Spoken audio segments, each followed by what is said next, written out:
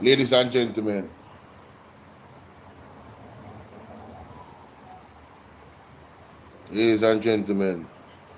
good evening, good evening, good evening. It's your brother Bolo and now we're in this space again. Welcome to the platform.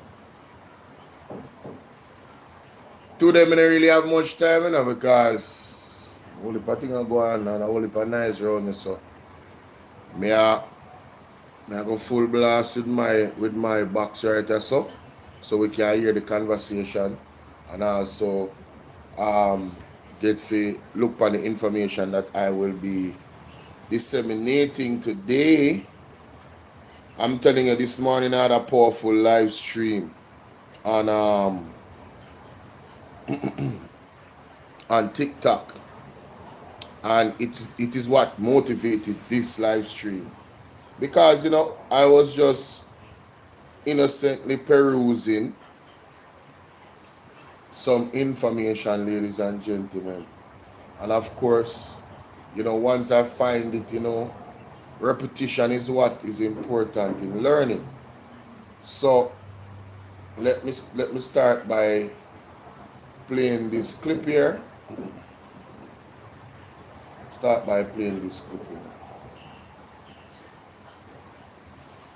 Let me find it real quick. God's got me covered. Please remember to like, share, and subscribe. Odin, how you doing, my darling? Sharonette, how you doing, Lorna? Big up, Sharonette. Hey, Odin did up on the live this morning. Odin, what a powerful live on TikTok this morning. But my side, don't forget to hit the like button, please. Right up here, so thumbs up button, yeah? Somewhere up here, so don't forget to hit it. Alright, double tap the middle of the screen and you see my finger. Where you see my finger? Where you see my hand? Double tap the middle of the screen right here, so that's how you hit the like button. Jacinto, you doing good? Good afternoon, good afternoon.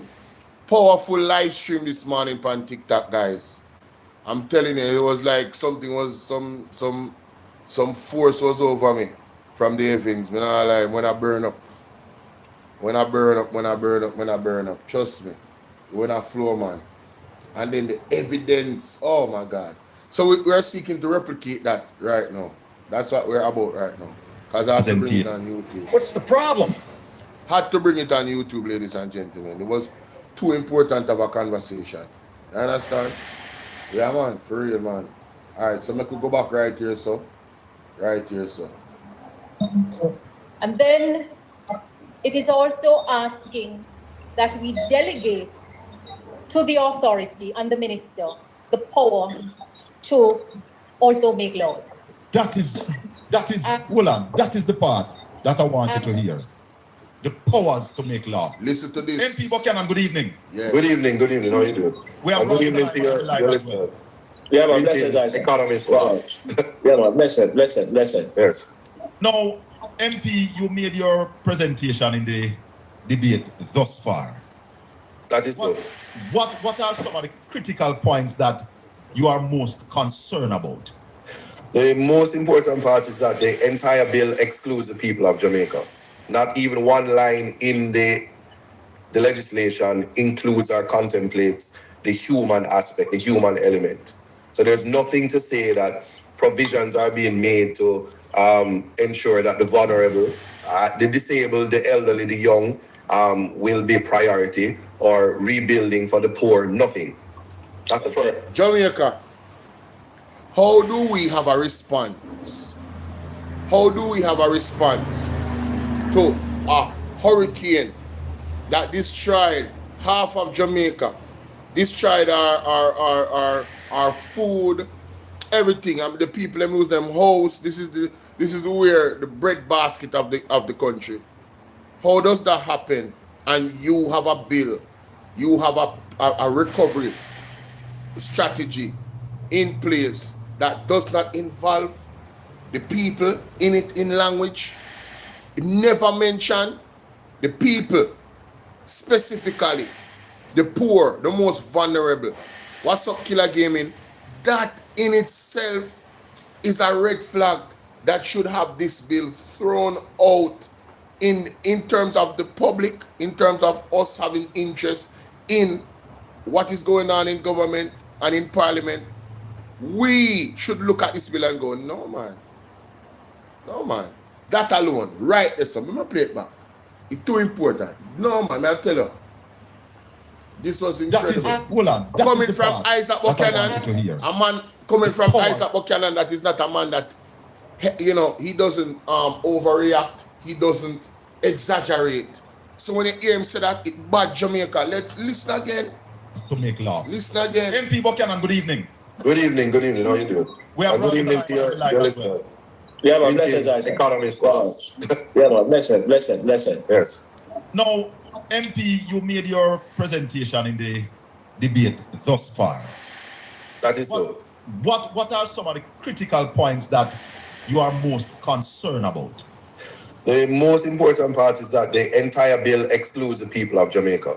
Not even one line in the legislation includes or contemplates the human aspect, the human element. So there's nothing to say that provisions are being made to ensure that the vulnerable, the disabled, the elderly, the young will be priority, or rebuilding for the poor, nothing. That's the first thing. The second thing is it doesn't find resilience, and it says resilience generally. A simple thing that is problematic is that it is allowing the Prime Minister to be the King of Jamaica. He will be... Orville, how you doing? Merlo, how you doing? It is allowing the Prime Minister to be the King of Jamaica. Again, Isaac Buchanan does not exaggerate. Coming from Isaac Buchanan, that's dangerous. Take sleep, mark that Jamaica. Let's continue. The ultimate lawmaker. He will have the power to appoint a board, pay the board. That's what I tell you, say, yo. Ultimate lawmaker. Can you imagine? Any sums of money that comes into the authority. Mighty God. Without question maker, he will have the power to appoint a board, pay the board, any sums of money that comes into the authority. Without question. He will also be allowed to send people to prison if you share documents, if you try to issue documents through access to information, you will be fined or sent to prison. That's the Secrecy Act. And that's the secrecy aspect of the legislation. And then on the other end, the authority. What happened? Whoa. Whoa, whoa, whoa.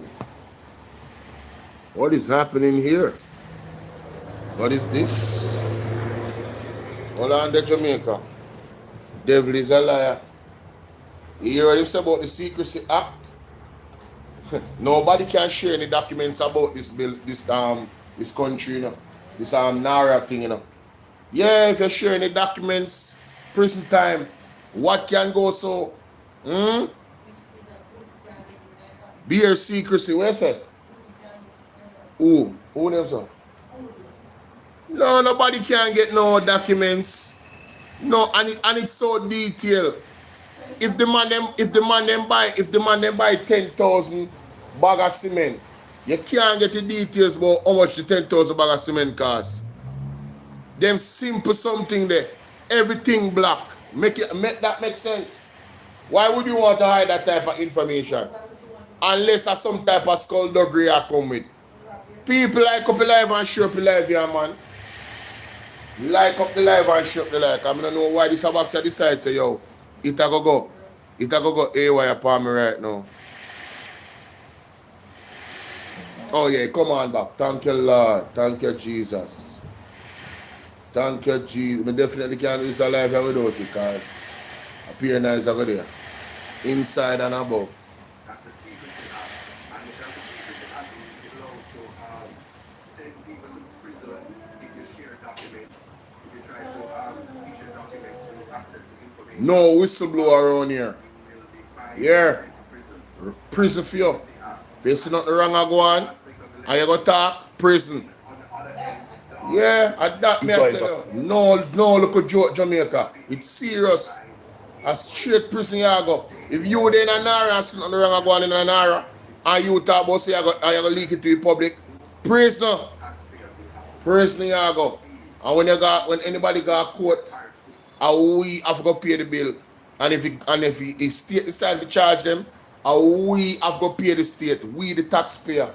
That make sense. But the hell can go so? The board Yeah, for go. nothing. That's the first thing. The second thing is it doesn't find resilience, and it says resilience generally. A simple thing that is problematic is that it is allowing the Prime Minister to be the King of Jamaica. He will be the ultimate lawmaker. He will have the power to appoint a board, pay the board any sums of money that comes into the authority without question. He will also be allowed to send people to prison if you share documents, if you try to issue documents through access to information. You will be fined or sent to prison. Yes, so there's something called the Access to Information Act.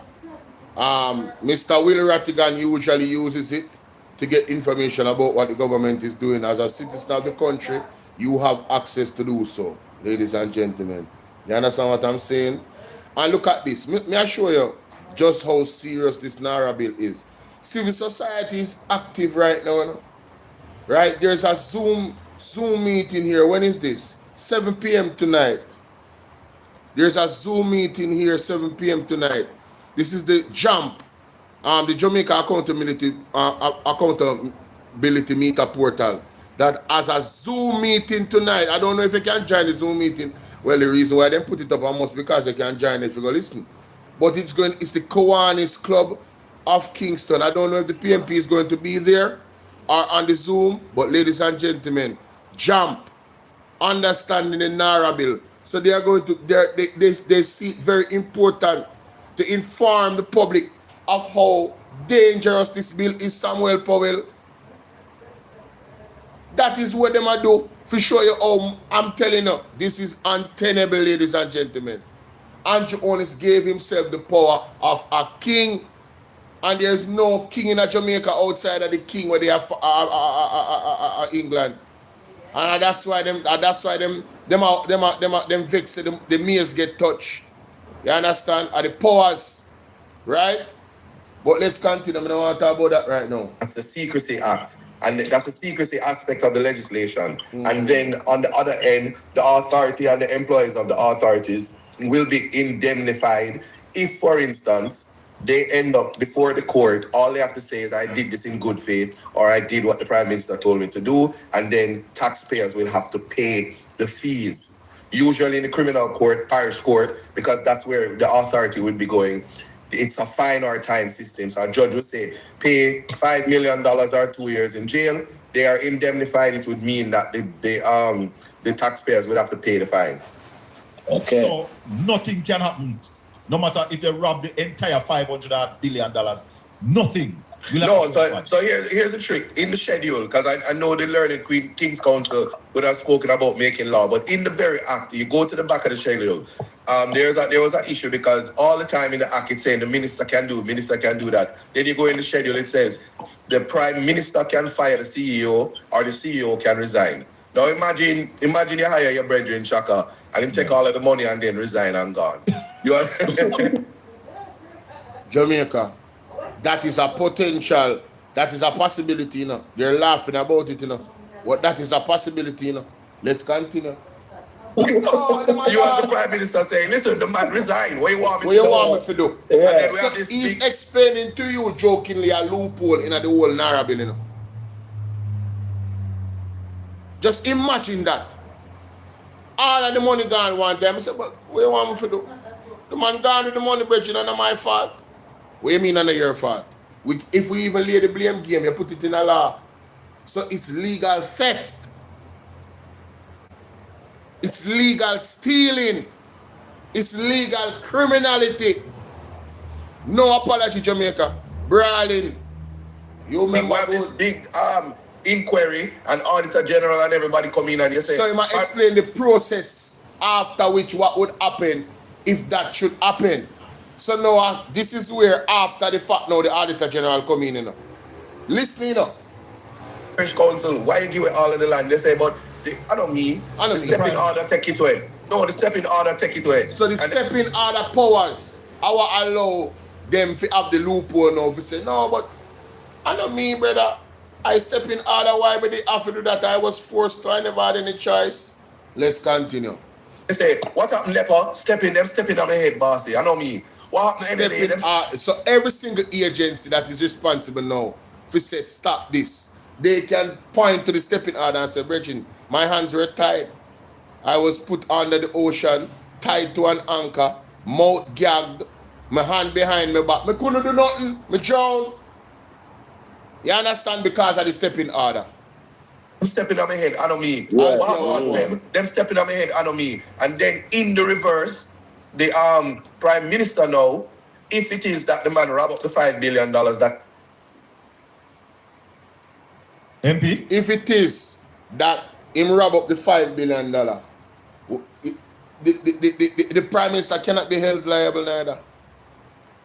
Cannot be held liable. Is this the worst bill that has ever been presented in the Ever. Jamaican Parliamentary? Yeah, Have you ever heard yeah, anything like this? Ever. Nothing like this. You ever said 28 civil society groups said this can't work. Can't. on. They were silent. They were silent for a long time and then come out against it because them should have make submission to the man them, and when them hear up in the parliament, all of the things them with them say were ignored. You hear that? Uncle Ju, So the civil society groups were quiet, you know, they were behind the scenes recommending things to the People's National Party in terms of the bill and what they sign up. And the man them ignore everything Jamaica. They don't listen, them a dictator, them no business. Selino, you're doing, you know much genuine, serious concerns, and you see, them want to use politics as the thing, but it cannot be politics, you know, because the civil society group, them come out and have the same concerns them with the People's National Party I talk about. So them can't use say, oh, them just a play politics, and because them lose September 3rd, rubbish. You understand? And we, every single Jamaican have got pay that they build it when them the money they use up. Every last one on a pitney, it's still a pay for same way because of trillions of dollars in a interest. Interest of a pay upon it in Jamaica. Alright? Let's be clear. So no, YouTube. Trust me, at one time when I hit the like button. It's right up here, sir. Yeah man, it's right up here, sir. As a matter of fact, do this for me, people. We need 70 likes over Bolo VNR, and we need 30 likes over Bolo VNR 2.0. No, it can't work. Double tap the screen for me, guys. Double tap the screen for me. Everybody, do this. Right now on the screen. You see your phone screen? Just do this on the middle of the phone screen. Right when you see my hand there? That's all you have to do 2 times, and that's how you hit the like button. So we need everybody to double tap the screen and get the likes up to 70 likes right now. Let's go, guys. If you're on your computer, it's easier. Click that thumbs up symbol with your mouse. If you're using your phone, just do it like this. I know some people don't know how to do it here, so like this, so I'm going to teach you. You're going to learn today. Double tap the screen like this, ladies and gentlemen. It helps the video to go out. Don't be selfish. This information and this reasoning, somebody else needs to hear it. So even if them don't come right now, them can come watch the replay. And only can share it with other people so they can become educated as well. You feel what I deal with? Because we're not over here, so I talk no nonsense. Let's continue. Tuna, you have bigger man for we. Have you ever heard anything? Georgia, what's up? Oh, to God. I'm here, Isaac, I talk about I'm going to get tremble. You tremble. Hey, the man said when him hear Isaac attack a while ago, him toenail tremble. Can you imagine? He's back. He's back. Yeah, sorry about that. The audio went out. Yes, so you're back. Yes. Hold on, Judah. Continue, MP. Yeah, so I was saying that all of these things are embedded in the legislation, and then there's a problem with the definition of resilience. As I said, the Prime Minister has a vision to build a nice, big, pretty parliament. Now, if you know anything about the land surrounding, you have Fletcher's land on one side, you have Jonestown on the other side. Nara would give him the power to move all the people on Jonestown and send them to St. Thomas, use that land, extend, and you can't do nothing. Hold on, I don't want, let me just say this one thing. Yeah. Now, there's this big thing going on with the Portland bypass, and a whole heap of millions of US dollars to build it. Yes. The Prime Minister would have the power to say, not now really go on to Portland, stop it and give me the money over there, so, because we have build the Parliament. Anywhere in Jamaica, No. he can stop monies everywhere and just build what he want to build. I want you to go back to the Parliament building because it's Yes. that he want to build. Well, I'm going to So, tell so you this this. is one you're not just talking. This No, is I'm telling you this. If the Naira, if not, quote me on this, if the Naira passes in its current form, the mic them organize in a parliament are organized and the rest of Jamaica not now built till parliament bill. Wow. And it's actually the Andrew Holness building. Naira. Wow. You don't ask nobody. Said with the powers. So that he basically, said, Andrew, it appears as if he's planning to build a castle. Because he, it's about him being king. So he's planning to build a castle. And the castle would be his vision of this grand parliament building. Not building houses for the people them we actually lose everything, but building a building for the parliamentary and them sit down in a. So it would be the space, the monument of Andrew Holness's rule and his family forever, ever, ever. I wonder if that's the vision. I'm just asking. king unto himself. Yes. Him can move Fletcher's land people them. To St. Thomas. And the road nice. No excuses. But MP, Yeah. I know you're new to the parliament, but have you ever heard of a bill like this coming to the Jamaican parliament before? Well, you know anything about NITS and its absurdity and unconstitutionality? Yep. Yeah, but this works All on right. this to No, me. I'm just saying. When I don't want people. First of all, I must tell you this. I'm not opposed to Naira, I'm opposed to the bill in its current form. Very form. dangerous. Yeah, You can't. You see through me read law.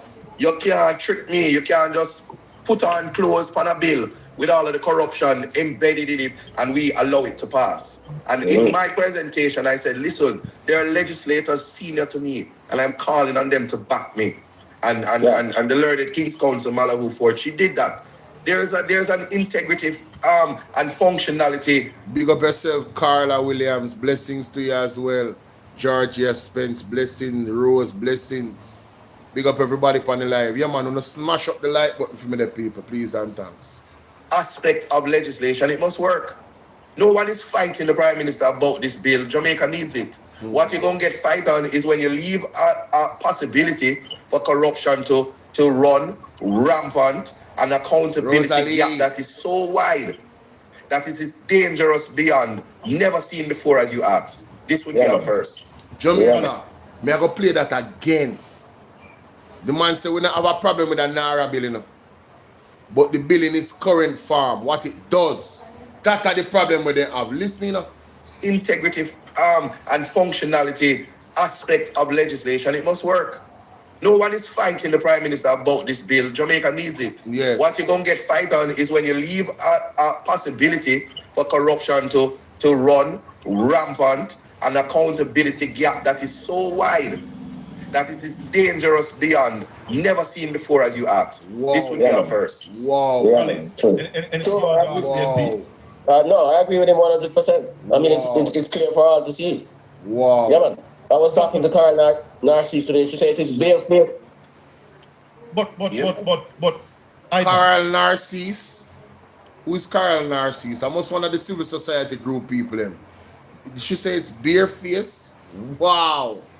That's crazy. No, sir. Yes.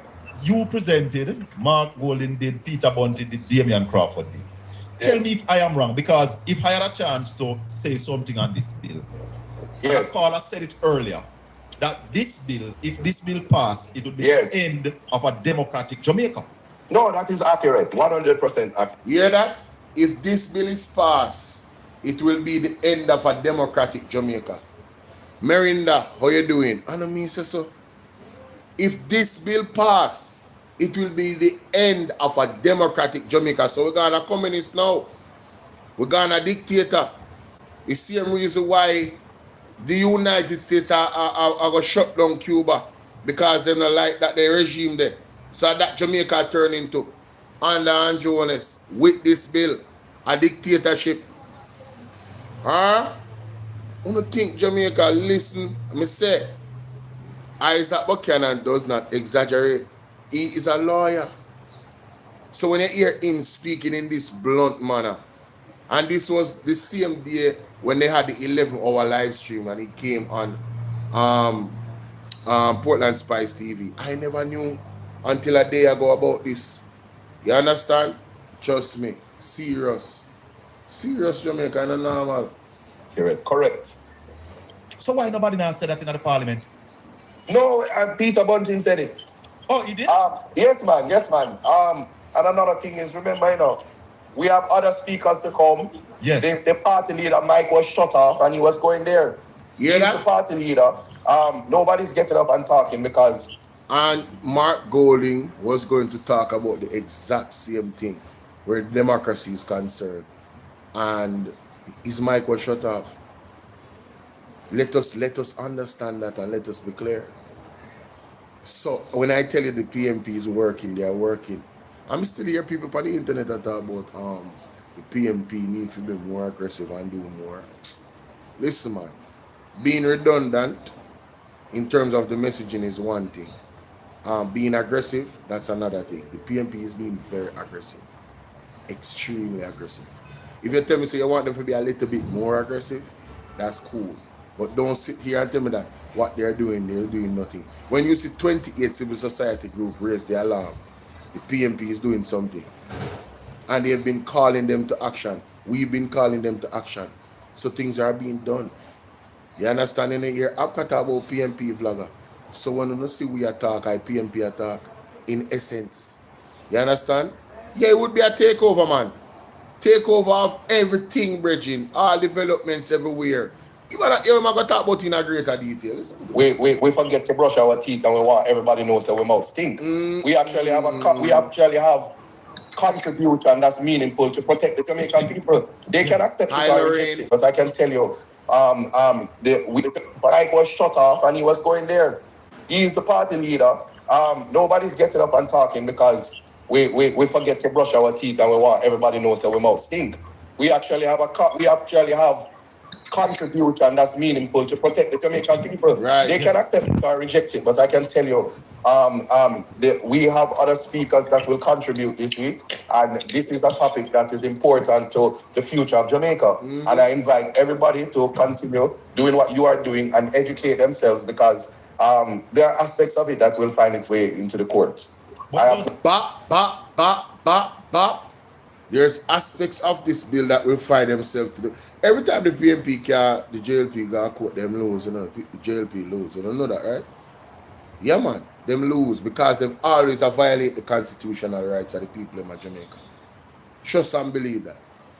No doubt where that is concerned. Does the opposition have a responsibility to educate the masses on this issue? Listen to this. But we are doing that. I appreciate this question from Colin Bell. But you see, the people them always go on like say PMP now do nothing, you know. And you notice, if you listen to this now, you're gonna notice how candid Isaac Buchanan is and blunt about what the PMP is doing. Listen to this, listen to the question. What you are doing and educate themselves because there are aspects of it that will find its way into the court. I have no doubt where that is concerned. Does the opposition have a responsibility to educate the masses on this issue, MP Buchanan? But we are doing that.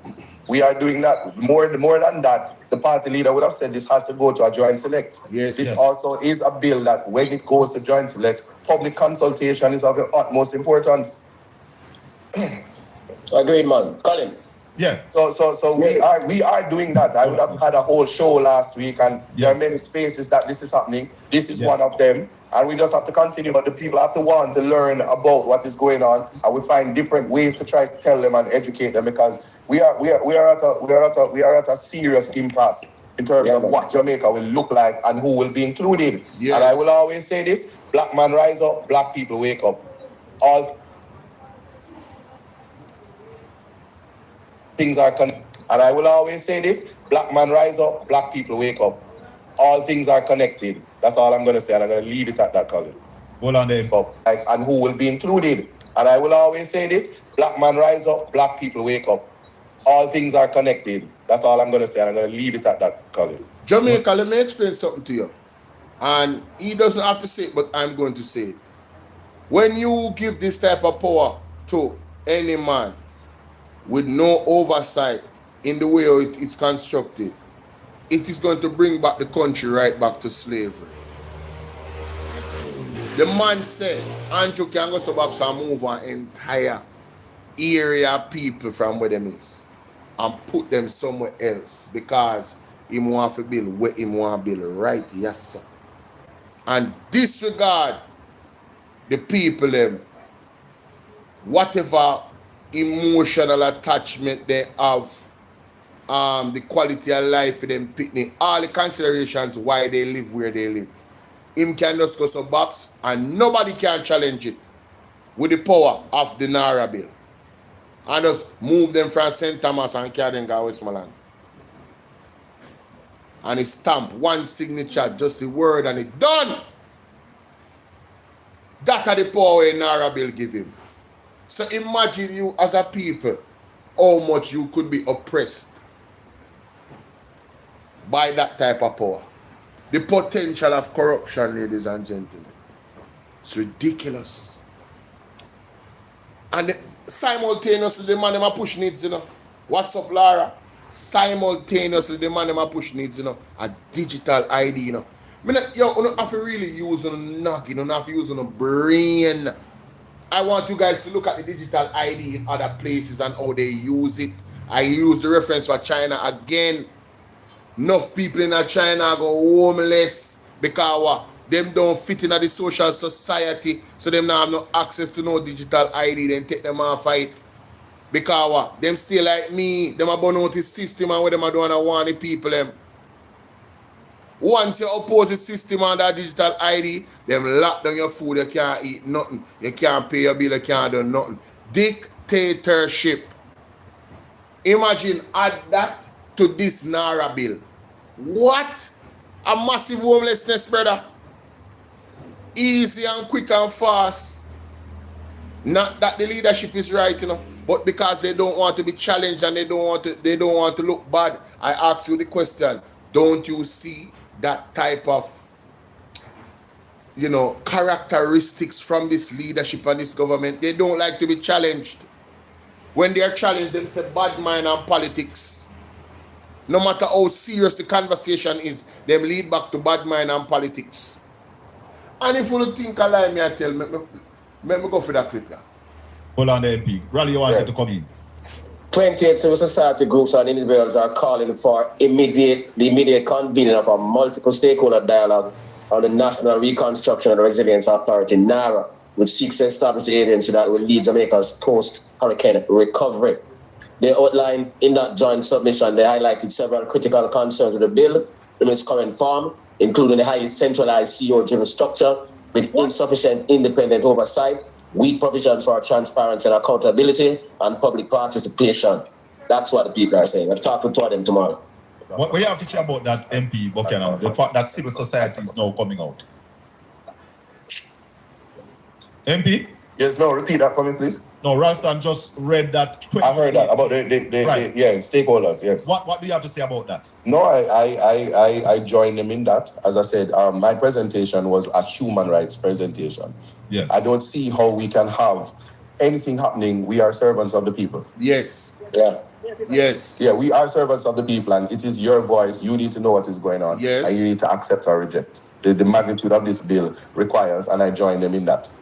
MP, so there's a call to action to you, the Jamaican citizen.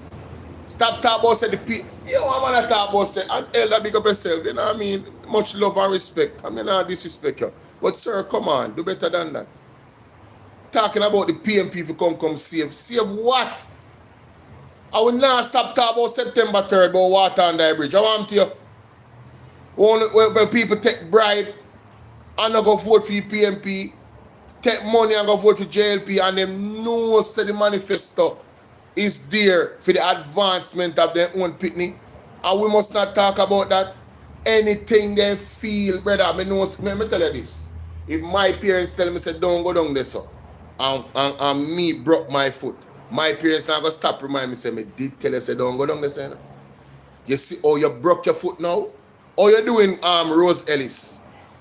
Can you send a message to Marky G to mobilize the people, them to demonstrate on NARA but do it at the embassy. It's much safer. Listen, man. If the People's National Party, I don't need to send them any message. I'm telling you, they are very, very active and they are exploring all options. And going to court and blocking this Naira bill is the top. Once it goes to court, you know, the first thing they're gonna ask based on the Constitution, boom, you can't proceed. It's the same thing them do with the thing with the bill, not the bill, the permit that Andrew Honest gave the company to drill in Discovery Bay. It's the same thing. All them have to go to court, boom, stop it. Let us look at what this is really about and see if the claims actually affect the people and constitutional rights, and it's over with. Can't go no further. And once the court decides say it can't work, you know say the bill is null and void. Just like the NITS bill. Just like the NITS bill, you know. You don't remember what happened with the NITS bill? I quote Mark Golden and the PMP car that going on, that have it stopping up. The NITS bill in its current form had to stopping up. Them have to amend that, but them a charge people and make it mandatory. And if them don't take the NITS, them will get charged and go to prison and have to pay this and all of that. And the man then say, no, you can't force the people them to do this. Cannot force the people them to do this. You understand what I say? It goes against their constitutional right to privacy, right? Because your biometrics and all of them something there. You understand? You don't need to go read up them thing there. I same thing going to happen with this bill. So do not, listen to me, do not worry. The Lord is setting up this government for their final hurrah. Let me tell you something, man. This is going to be the end of the Jamaica Labour Party. All together. All together. And if you don't believe me, listen to, which one of them say? Dr. Alfred Dawes. If you don't believe me, listen to Dr. Alfred. He was so on point. This is going to be the end of this administration. Mark my words.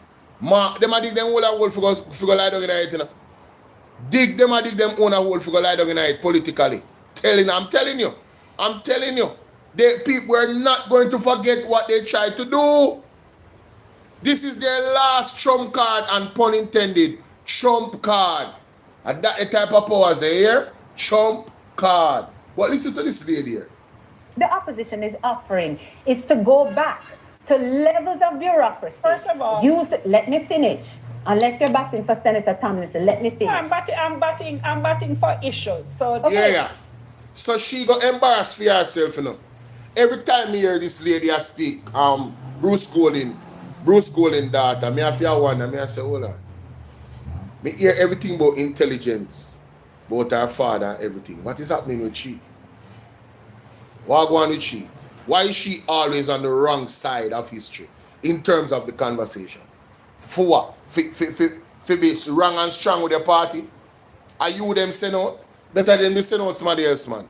Remember say your father is true with the whole thing will happen in a Tivoli garden, you know, that a stain pound the family altogether. You know. You understand what I deal with? Yeah, that and the whole political party as a matter of fact. Wagwan Patrick, big up yourself, my general, watching from Brandon Hill. You know what you may ask about? You may wonder where you're there, you know. Good to see you, my brother. But I'm dealing with issues. That's a wrong line. I'm just trying to make the point because I line. need to go back to him. I I also want to make the point very quickly, and this is something both parties do. That point is not just coming from the opposition. All the civil society groups have also made the point that Jamrock is not sufficient. It doesn't have statutory So let me authority. ask you. So, Dion Jackson Miller is making an excellent point, ladies and gentlemen. This is not political. There's deep concern. 28 civil society groups came out and shared the same points and opinions and warnings as the People's National Party. So how can you claim politics? You just don't want to listen. You are wrong and strong and arrogant. Ignorance, pride. Zine, and what them say?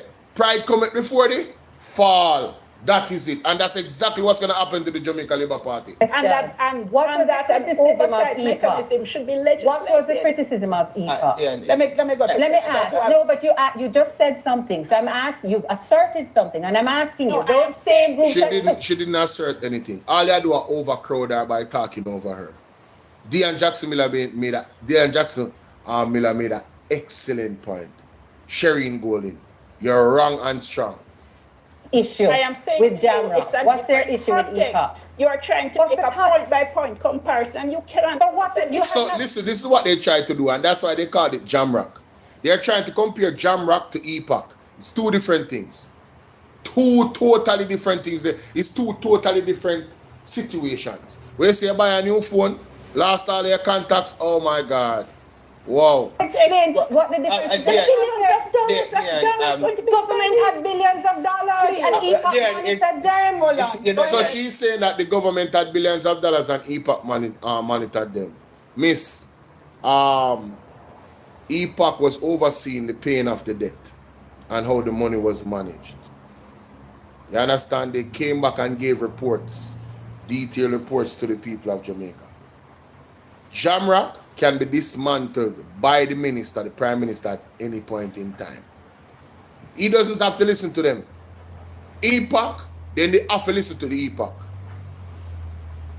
If they never listen to the EPOC, they would have broke the law, the code. EPOC was a bunch of, as a matter of fact, make we explore EPOC. Zine, you Google. Make we explore EPOC. For go into the full details of EPOC. Because that's why I'm calling it Jamrock, you know. Because he wanted to make it seem legitimized. Zine, the Economic Program Oversight Committee, that is EPOC in Jamaica, is established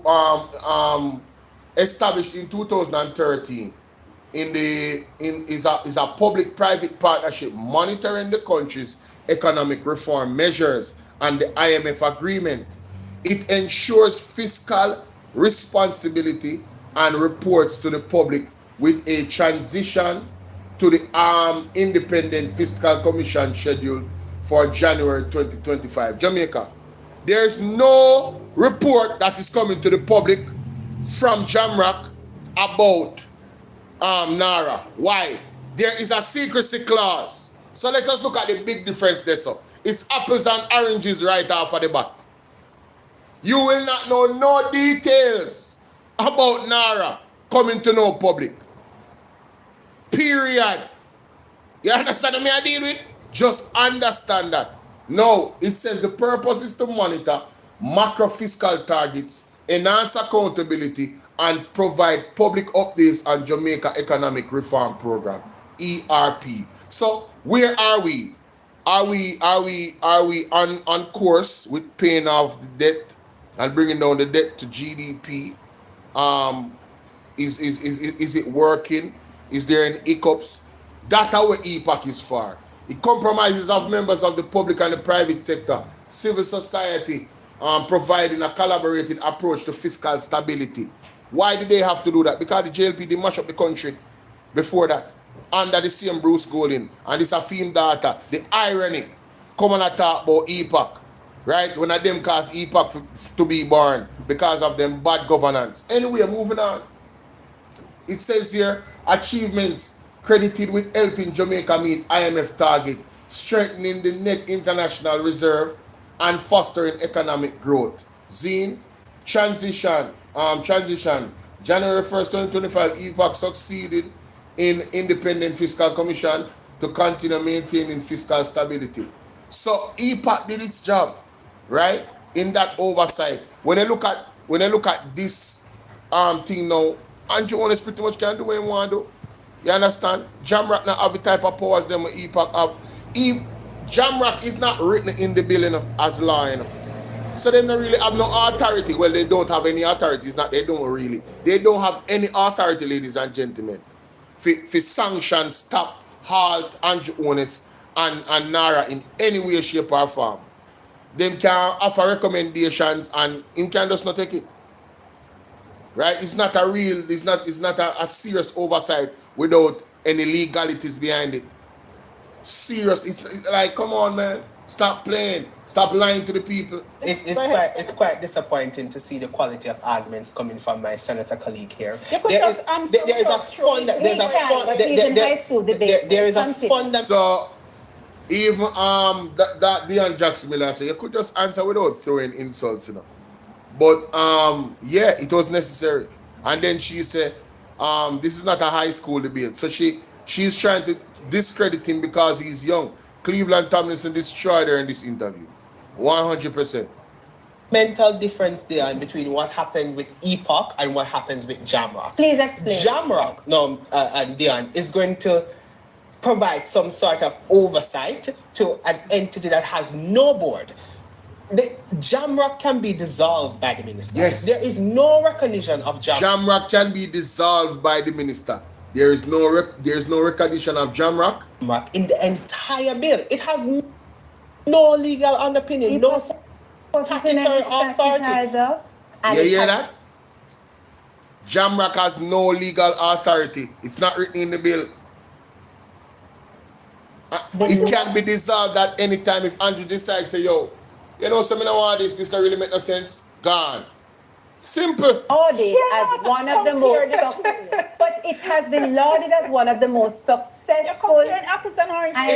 So EPOC was something that was successful. Obviously, I just read it a while ago. So that's why they call this Jamrock, because they want you to believe and have the idea and the facade that this also is going to be successful because it's mirrored off EPOC. But it's not. It's apples and oranges. It's different. It's not the same. It doesn't do the same things. For our people on Bolo VNR 2.0, please, at the top right here, hit that like button. Let me get to 50 likes. For the persons on Bolo VNR 2.0, let me get to 130 likes. Let's go. Everybody hit that like button for me. Thank you. Let's go. Which is why I suspect the name Rock was tapped on to Jamrock. So you can say EPOC has done a great job. No, let's not be trite about it. Let's not be trite. No, it is very trite. It is Let us not be trite about it. It is marketing, it is PR, it is politics. It is a model. It is definitely PR, it is definitely marketing, and it's definitely politics. Guys, all you have to do is double tap the screen with your finger, one finger like this, in the middle of the screen, and you'll be able to hit the like button on YouTube. That's all. You understand? Just, yeah man, do this 2 times. 2 times, just do this. Baba. Quickly, like that. Just like that. Right in the middle of the screen. Oh, by the way, you can become a member of the platform on Bolo VNR. You can like and share, and you can, we encourage you liking and sharing, that's a fact. We're not giving anybody nothing to put on. There's a super chat goal. You can send gifts on this as well, just like TikTok. Yes. So explore that, ladies and gentlemen. It is a model that served this country well, that brought this country from a severely debt. I am going to debate. Hold on. No, but that's fine for you. But you cannot divorce what a government is doing from political realities and from optics and politics. Yes, and I thought you invited. Big up Dion Jackson Miller.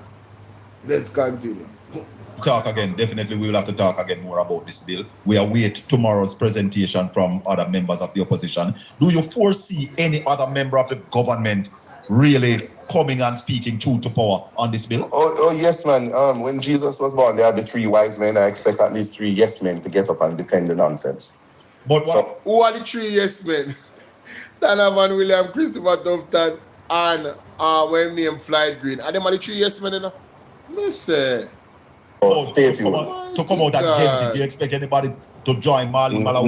No, it won't be against. What as I said, I had suggested multiple amendments that could assist in making the bill workable.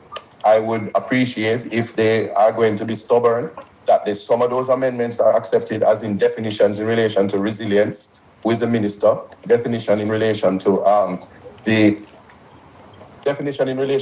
the aspect of disaster resilience, and amend the section. If you're going to be criminalizing people, you have to have prescribed and designated person who they can report to. Just many things that if we go into a committee, that we can go section by section or clause by clause, accept and reject. I definitely will reject indemnity, secrecy, the stepping orders, And when it gets that way, you realize that it has to go to a joint select and we have to do better. That is what is in my mind. So we'll see what happens tomorrow. Yes. Final question to you before I let you go. Is Yes. there any clause in the bill for a whistleblower? No, that is the whistleblower. That is the secrecy clause, which is the clause that says that if you tell anybody, show any document, you're going to prison. It is so absurd because a secrecy clause must be in relation to national security. Now, why would you want to make every single document when it comes to rebuilding national security? Is that they got the hardware and ply cost $7,000 and brick cost $1,300 for how much bricks? It not gonna make blocks, that is. It not gonna make a difference. So when you start to criminalize persons who have internal locus of control, embedding morality and integrity, you're showing in the public space, never before, that this is a corrupt government. So I said to them while I was doing my presentation, it must have been an oversight because I refuse to believe that any government would be so corrupt. And I'm maintaining that. Jamaica, if the man them buy 5 truck a son, and the 5 truck a son costs normally, I don't know, $5 million. Just for argument's sake. Normally 5 truck a son would cost $5 million. You see, in this Naira bill, if them decide, say, them are going to find one of them friends to actually buy the son from with our money, them can pay them 5 times the amount for the 5 trucker son. Yeah. And there'll be a secrecy clause, so those details of those purchases, you won't be able to see them. No, my general, see what? See what me tell you, say the man can do highway robbery. The potential of highway robbery with this Naira bill is insane. Insane. You hear me tell you? Yeah, stay there, man. He called us and he told us the other day, Raleigh was on the line. The man said the Naira bill is a novel approach to rob and rape with autonomy. Yes. Yes. MP, we'll talk. All right. Blessings. Blessings. Big up Isaac Buchanan. Now, ladies and gentlemen, we're going to get right into the wonderful, the intelligent, the beautiful Mrs. Dr. Angela Brown Burke. We see the controversy with the maize the other day. CJ Wagwan, CJ, big up yourself. We see the controversy with the maize the other day. But you guys don't understand the context as to why that situation happened. It all started here, ladies and gentlemen. It all started here. Listen to this. All started here. Come true, Mama Angie. That I was within the time and certainly on point on the few points I wanted to make. Yes. And so I've actually written it. Yes. You know, I was going through the Naira legislation and I kept thinking about my responsibility as a member elected to this parliament by the people of Southwestern Ontario. That's right. And my responsibility to ensure that we pass fair laws and we pass good bills in the best interest of Jamaica. Yes. So in this regard, I went and I looked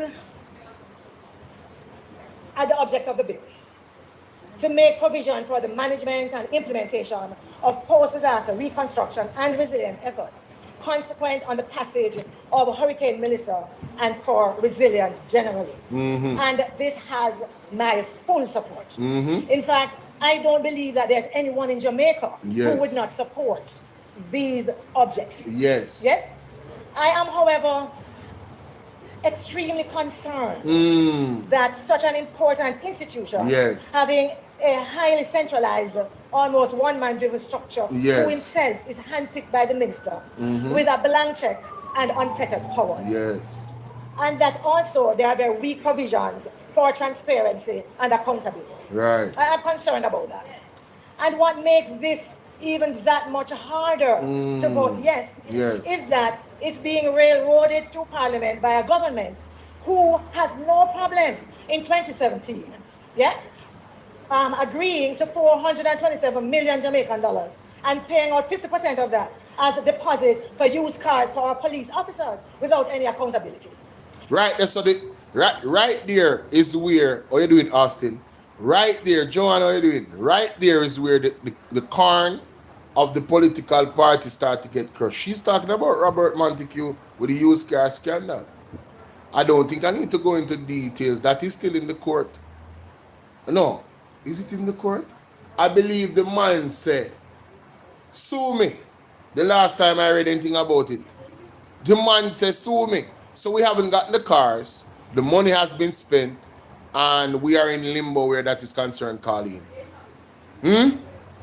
Why would you trust a government like that has something like that unresolved?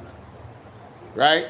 We're talking about police vehicles. How does a scandal, aka a scam, happen under police vehicles? Who is responsible? Where did our money go? Are we gonna get back our money at any point in time? The way it look right now, them so vexed that she mentioned it, them don't even want them to talk about it. So this was strike one, you know. Why Juliet Onis, Wagwan Joy Evans, why Juliet Onis sought to kick out Angela Brown Burke out of Parliament. They wanted any excuse after this, ladies and gentlemen, to kick her out. For my people on TikTok, welcome. How are you doing? Bless up on yourself.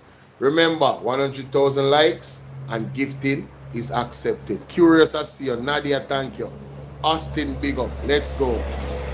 Even now, not a soul know where they carry them there. Nobody. The same government with the ministers spending money on the big birthday cake. Who remember the Nutri-Bolo scam? Jamaica, the big birthday kicker, Andrew Wheatley. I never knew about it. I don't know if you know about it. But Andrew Wheatley spent money on one big birthday cake on birthday party at Preacher Jam. Alright, I read it this morning. Zine, so, that. That. I don't really need to say much more about that. Apparently, him did pay back the money. You understand what I deal with Jamaica? However, in terms of the Nutri scandal, I really have to go to the article because that's why we're here. I know a lot of people was not exposed to this. You know what I'm saying? Well, ABB there. Or ABB. Who is ABB? Spending money on the big birthday cake. Who remember the Nutri-Bolo scandal? Nutri-Bolo scandal. Mighty God. I believe this is the article, ladies and gentlemen. The Nutri-Bolo scandal. Let's read. Minister of Education, Youth and Information Fayval Williams has indicated that legal action could be taken against anyone found involved in the messy affairs at Nutrition Products Limited, NPL, which, based on a report from Auditor General Pamela Monroe Ellis, could have cost Jamaican taxpayers millions of dollars. Responding to the report that was tabled in Parliament on Tuesday, Williams told a post-cabinet media briefing yesterday that, as a minister and as a ministry, we stand ready to support any further investigations and pledge the full support of the ministry in that regard. Let the chips fall where they may. According to Williams, her ministry has taken note of the serious issues that were outlined in the Auditor General's performance audit titled Nutrition Products Limited Governance and Resource Management. Let me say, without a shadow of a doubt, that the findings demonstrate serious breaches of the government's Public Bodies Management and Accountability Act, and that, on reading the report, it may require further investigations by other constituted authorities empowered to take legal action based on their findings, said Williams as she pointed out that the report covered the period 2015 to 2021, before she was appointed to lead the ministry. You will note that a new board was put in place in December of 2020, said Williams, who was given the portfolio responsibility after the Jamaica Labour Party's election victory in 2020. The issue that the Auditor General raised in terms of the former board chair being chairman of the Procurements and Contracts Committee was brought to the attention of the new board chair as being an action that was not in keeping with good governance. The issue of an external secretary being paid from April 2017 to January 2021 $7.4 million to take minutes at the board meetings that was flagged by the new board chair. Jamaica, I don't think you're going to hear that. Between April 17th and January 2021, one person was paid $7.4 million to take minutes at the board meeting that was flagged by a new board chair. $7.4 million just to take minutes. April 17th to 2021. Just, hey, listen, man. Hey, you know, now I see why so many Jamaicans love the Jamaica Labour Party. When they can't get the hookup like that, you know, so much people not qualified working at the NSWMA, National Solid Waste Management Agency. You know, so much people not qualified for the job. FID president not qualified for the job, ladies and gentlemen. Dennis Trump. They are the hookup government, eat a food government. This is why them cannot be trusted. Forget them the type of powers the Finara. Let's continue. And it was an activity that was discontinued in the first month of the new board, said Williams as she highlighted one of the damning findings of the Auditor General. Other disturbing finds by the Auditor General included the fact that NPL paid $143 million to companies and individuals connected to its board members and management staff to provide transportation, repairs and maintenance, sanitation, and other services. So, the board members have companies and individuals that got contracts from, listen, this is so highly corrupt. It's so stink. This is another reason why we cannot trust Andrew Ones with these Nara powers or the Jamaica Labour Party. They have built the bridge of mistrust, ladies and gentlemen. And this is the argument that Dr. Angela Brown Burke was making. So here I am perusing each point of her argument to put further validity to it based off the evidence that is in these documents and these articles. So when them a chat about politics, that is not about politics. This is about honest reality. They cannot be trusted. Let's continue. By Bolo. Promoted links you may like. We consider a connected party as an individual or entity closely associated, whether directly or indirectly, to NPL's directors or anyone discharging managerial responsibilities. Related party transactions are not prohibited by law, but the nature of these transactions is likely to create potential conflicts of interest, said Monroe Ellis. In one such instance, NPL paid a distribution company $69.6 million between November 2010 and January 2021 to provide transportation and haulage services. Our investigation revealed that the registered owner of 3 trucks used by the distribution company was an investment company, of which the former board chairman is a director and shareholder, pointed out Monroe Ellis. The Auditor General... So the former board man and chairman still make money off the company. Probably more money than he would be making when he was with the company. Wow. Rosalie said, remember it was Swish, your community meeting, so I don't think that the problem was the chairwoman take it as offense and bring out her disrespect with her corrupted self. Yes, same way, Rosalie. Same way. Oh, my bad, sorry. General said the probe also identified cases.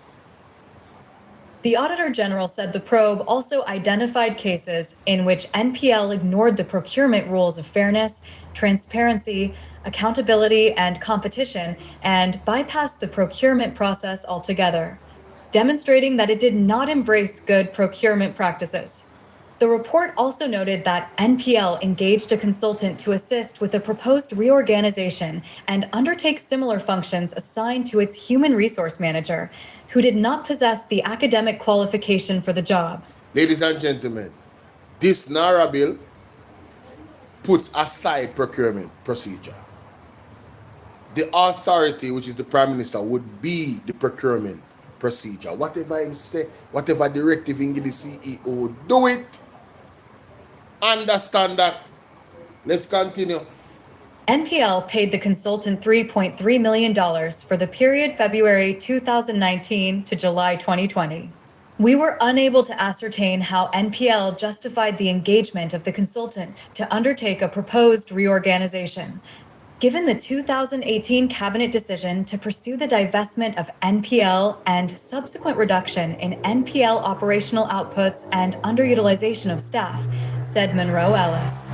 On that matter, Williams told the media briefing yesterday that she had taken a submission to cabinet in June to get it to ratify a decision that was taken in June of 2018 for the divestment or privatization of NPL. Cabinet gave approval for the establishment of an enterprise team for the divestment or privatization of Nutrition Products Limited and for the Development Bank of Jamaica as transaction managers to execute the divestment or privatization, in collaboration with the NPL, said Williams. She added the government supports the findings of the Auditor General's report in NPL and sees it as a powerful tool for the reform of not just NPL, but as a guide to the proper management of entities that call on the national budget and spend taxpayers' money. All right, so that Article 1 evidence of backup what Miss Dr. Angela Burke is saying. Who remember that? Producing less, costing more, with no real accountability for distribution. Anybody here remember CMU and how taxpayers' money was being spent in 2019? CMU 2019. Let's read,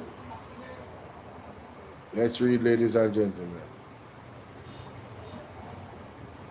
Rule Reid, a timeline of the corruption scandal. Former Education Minister Rule Reid, after months of living under the radar, was thrust back into the public eye on Wednesday, October 9th, as his family home in St. Andrew was raided by members of the Jamaica Constabulary Force, JCF.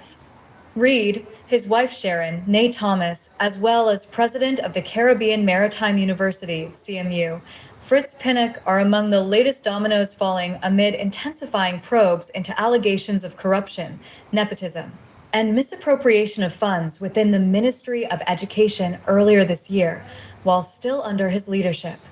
The disgraced former senator will be spending the night in jail as criminal charges were officially laid against him, his wife, and Professor Pinnock today. But how did we get here? Buzz presents a timeline of major events, from the shocking revelations in Parliament, leading up to Reid's fall from his seat of power. March. The fireworks were set off by opposition. Leader Dr. Peter Phillips on Monday, March 18th, when he called for auditor General Pamela Monroe Ellis to immediately investigate allegations of misuse of public funds by the Ministry of Education and CMU. The opposition is aware and had been receiving information that politically connected persons have been employed as advisors, but who have not been operational or doing any work and collecting hefty salaries, which is a clear case of misuse of public funds, Phillips said. At the time in a statement, the rumor mill was set alight as speculations rose around who exactly was caught the latest in a series of corruption scandals plaguing the Jamaica Labour Party-led JLP administration since the disastrous Petrojam saga in 2018, which is far from resolved. 2 days later, on Wednesday, March 20th, a release from the Office of the Prime Minister, OPM, told the nation that Prime Minister Andrew Holness had spoken with Reid, demanded and received his resignation. Reid, effectively fired from his post, also handed in his immediate resignation from the Senate to Governor General Sir Patrick Allen, accepted post-haste. July, the Public Administration and Appropriations Committee, PAC, raised further questions on the operations of Bolo. Promoted links you may like. Is the CMU on Wednesday, July 3rd. After a meeting with officials of the Education Ministry and Professor Pinnock, It was revealed that a second household helper of the former minister was contracted to the institution to provide services while still being paid by the ministry. On Friday, July 5th, CMU announced that Professor Pinnock had taken a voluntary 6-week leave of absence from his position as head of the institution amid the investigations. Pinnock said his leave of absence would ensure transparency and retain the integrity of the university. Commissioner of Police Major General Anthony Anderson confirmed that the embattled Reed, among others, is the subject of a criminal investigation on Friday, July 10th. Anderson, who was giving his first press briefing since becoming head of the Jamaica Constabulary Force, JCF, declined to go into detail with regards to the scope and nature of the probe. He indicated, however, that several police departments, including Counterterrorism and Organized Crime Division, CTC, and the Constabulary Financial Unit, were being tasked with unearthing the breaches and possible charges. The Financial Investigation Division, FID, of the Ministry of Finance is also part of the probe, he added. The summer heat was high and the noose tightened ever so slowly around Reed, the ministry he once led, now handed to Carl Samuda and the CMU. September-October. 2 months later, on Friday, September 13th, Pinnock requested a further extension of his leave of absence from the institution. Less than a month later, on Wednesday, October 9th, members of FID and CTC raided Reed's home, as well as the house of Pinnock and 2 others implicated simultaneously, arresting the suspects. Naviga Ul. So Jamaica, the CMU scandal is extensive. You understand? Nepotism, alleged corruption, nepotism, misappropriation of funds within the Ministry of Education. Royal Reed and his cohorts have been trying to kick out this case as null and void, and the court has been saying no, this case is valid. You understand? Because it is believed, ladies and gentlemen, if when this hits and gets ventilated in the court, oh, it's going to be serious for them, you know. Yes, man, it's not going to be pretty. That's what is believed. So there goes the effort of trying to not have it go to trial altogether. Because when everything gets ventilated, they will have no choice in the judiciary, it appears, to do what must be done. You understand? Which is let justice be served. So this is another valid reason why we cannot trust the Andrew Holness-led government. This happened under their watch. You feel what I deal with? And Royal Reed has still associated himself with the Jamaica Labour Party. He has talked about 4-term loading. Yes. Full support, accepted, hugged on Andrew Holness swearing in. He was there hugging other members of the Jamaica Labour Party. They have not shunned him. They have not done that. He's still their friend and so, you know, hey, look at that and look at the optics of that, and it tells you why we don't trust these people. But let's continue. The truth is that the same issues in all of those, yeah man, that was the use case scandal we're talking about. The same issues, serious procurement breaches, contractor bidding rules being breached, payments to connected persons as contractors. Yes. And it was the same issue with Petrojam, with Nesal, who remember Western Hospitality Institute, yeah? Western Hospitality Institute. Let's go there. Western Hospitality Institute. Hospitality Institute. Jamaica, tell me when you've had enough. Western Hospitality. Tell me when it has hit enough for you to say, I don't trust the Jamaica Labour Party. Western Hospitality Institute scandal. Just tell me now. Tell me when you've had enough. Let's go there, ladies and gentlemen. All right. Probes widening into WHI conflict of interest lead story. Let's go to the article, ladies and gentlemen. Here we go. Here we go. Let's read. Follow us on Twitter. Probe widens into WHI conflicts of interest.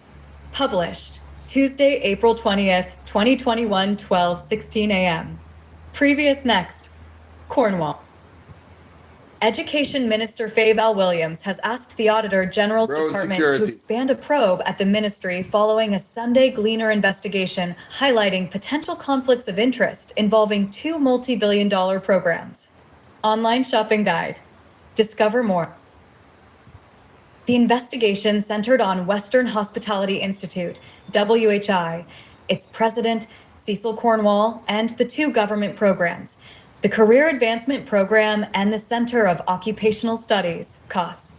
Cornwall headed, since 2014, CAP's oversight body known as the Technical Working Committee and was the architect of occupational degrees and the driving force behind the July 2016 establishment of the COS.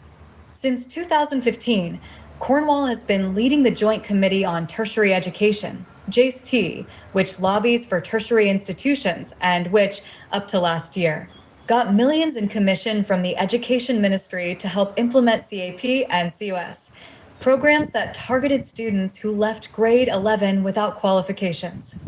Top beneficiary. For the last 4 years, Cornwall's WHI was the top beneficiary in both programs, which are operated in dozens of tertiary and secondary institutions. CAP and COS's staff structure have also, over time, been revolving doors for WHI employees, including in 2019 when Jarosky Young left his job as WHI principal to take up the directorship at COS. Cornwall has denied a conflict of interest. In its Monday evening statement, the ministry said that in the wake of the Sunday Gleaner report, the Education Minister contacted Auditor General Pamela Monroe Ellis, who has been probing the ministry's links with WHI and the JCT. We must answer to public concerns, Williams said, noting that the questions raised about CAP and COS require clarification and the ministry would cooperate fully. The full report that is expected from the Auditor General will ensure the mandate of probity and accountability are maintained within the ministry, she added. The JACE-T was the entity that shocked officials last year after it became private in February 2019, blocking the Auditor General's investigation into use of government funds connected to the Caribbean Maritime University scandal. Jamaica, the audacity, the unmitigated gall, the brassness, the man them use public funds, our tax dollars, and privatize them company so the Auditor General could not look into it. What the hell can go so? Jamaica, the Secrecy Act, the Naira bill, our private funds, no ATI, no access to information. Red flag Jamaica. This bill is a red flag.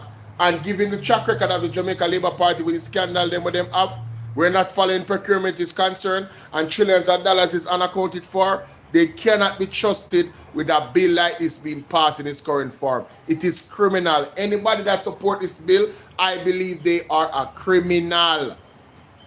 Let's continue. Unbelievable, talking about privatizing their company so then block the Auditor General from looking into the... But damn out of order, don't use our tax dollars then. If Andrew Honest wants to do what he wants to do, well, he can't go work either way because NEPA is one of the agencies when can overturn.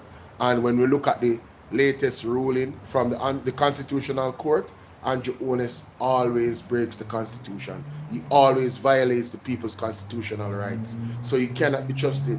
He cannot be trusted in no way, shape, or form if we have these unfeathered powers. Wayne, me see you know. Me see you, Wayne. Who is defending the people where this is considered? The People's National Party. Yes, you think the People's National Party now take Andrew Gar court? I know the first time. Alright? I know the first time. So somebody said, Winky said, do you get paid for all of these stress you're putting yourself under? How do I answer this question? Do you understand that this is stress on your pitney and you to pay back these trillions of dollars? What is your question really trying to ascertain? So you should not care about somebody taking trillions of dollars from we the people and then we have to go pay it back? What does it matter if I'm getting paid? Is this a valid or serious concern about our future or not? By the way, nobody is paying me. I am not a paid vlogger like some of these TikTok people. I do this because I have an interest in my country and I'm a patriot. What about you? Are you a patriot? Are you selfish? Do you just care about yourself? If it's not happening to you, it's not happening to nobody else. And it's happening to anybody else, it doesn't matter. Are you that type of person? And don't feel no type of way because I'm asking a strong question because, you know, sometimes I hear certain questions and I have to wonder about what is the genesis of the question. Are you a labourite? Because a labourite would ask a question like that. I'm not sure if you're a labourite, you know, but that's a question that a labourite would ask. Because what you're trying to do now is to push the motive of not the validity of the statements that I'm making, but you're trying to say, why are you getting paid to do this? Is that why is that's the reason why you actually care? Well, you know, when I think about it, if I was getting paid to do this, then I would be getting paid to do something that I believe in that will help to benefit not just myself, but the people of Jamaica presently and the kids to come. The unborn and the ones them that are here already. So, I will be getting paid for a noble job. I hope that answers the question. Because I don't know why getting paid is a problem to you guys.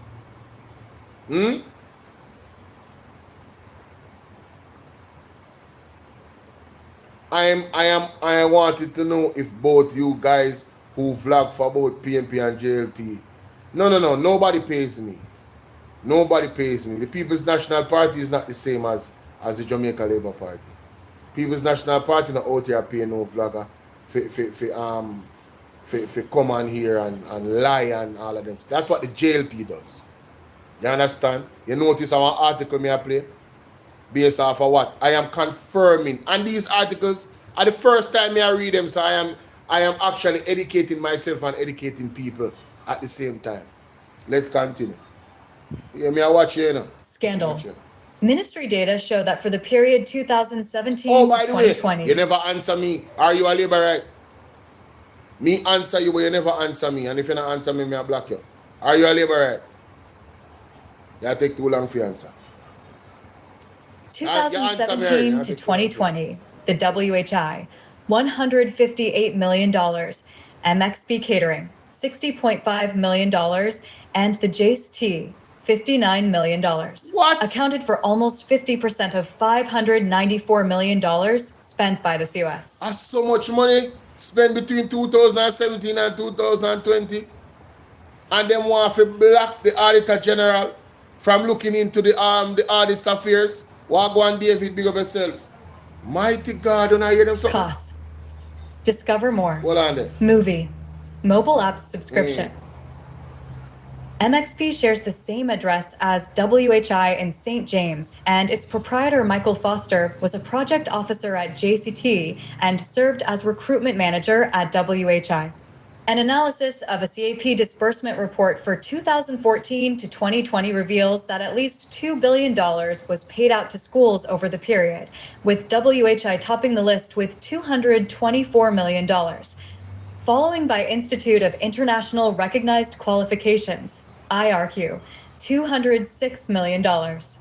The programs fell under the direct oversight of then Chief Education Officer Dr. Grace McLean, 2009 to 2019, and incumbent Dr. Kazentrup, 2019, present, who ultimately reported to Permanent Secretaries Elaine Foster Allen, 2012 to 2015, Dr. Maurice Smith, 2015 to 2016, and Dean Roy Bernard, 2016 to 2019.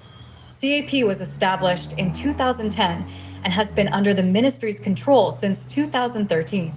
McLean is now acting permanent secretary. So, this article was 2019. So, this is the scandal with WHI, conflicts of interest. When you hear the money there, Jamaica? Mighty God.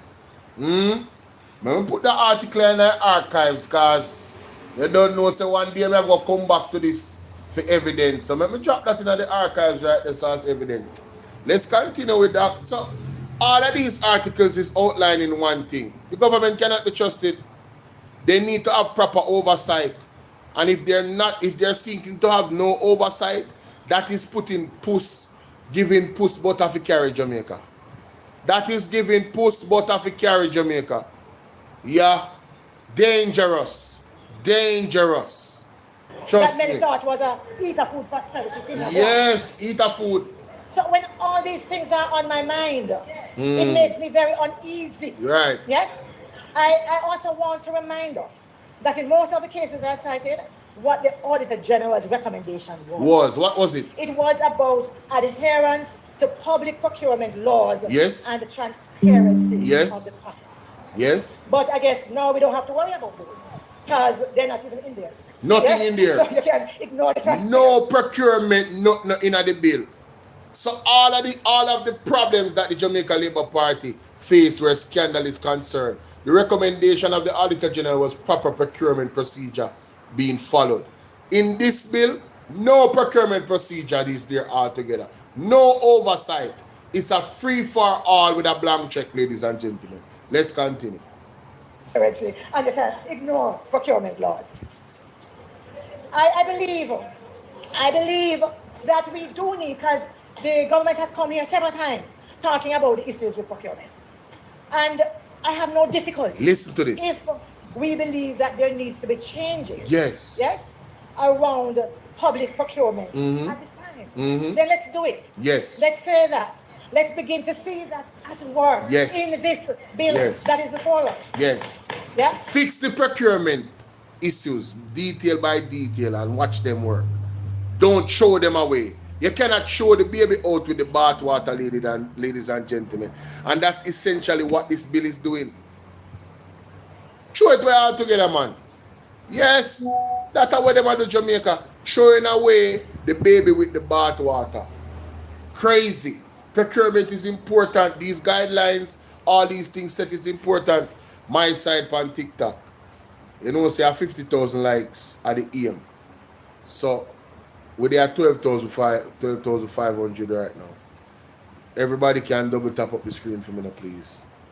Yeah, man. And feel free to bless up on the other thing, if you can. Andel Macnab, what you doing? So aren't you going to get away with so much money? No, man, listen, man. Remember, I said this is like the needs, you know. This Africa quote, you know. The reason why we have ventilate this is say this just throw away these arguments of the labor rights talking about, oh, you know, them just bad mind, you know, oh, you know, them just this and oh, you know, it's just politics. Rubbish. 28 at the what them call them? What them call them people? The private company them, civil servant groups. 28 civil servant groups say, yo, this can't work, you know. Them been tell them been sell recommendations, and this unwise government, this wrong and strong government, right? This thieving government. Cause here Rosie said them a thief. Not true. This thieving government decides say they're going to ignore all warnings and be wrong and strong. And who suffers in the end, ladies and gentlemen? You see, if the money was coming out of Andrew Owen's pocket, it would be one thing, and there still would be a problem, and let me tell you why. If the money coming out of his pocket, and in friend them pocket, and in private sector people in pocket, it would be fine. But you see, parts of the bill would still have to be thrown away.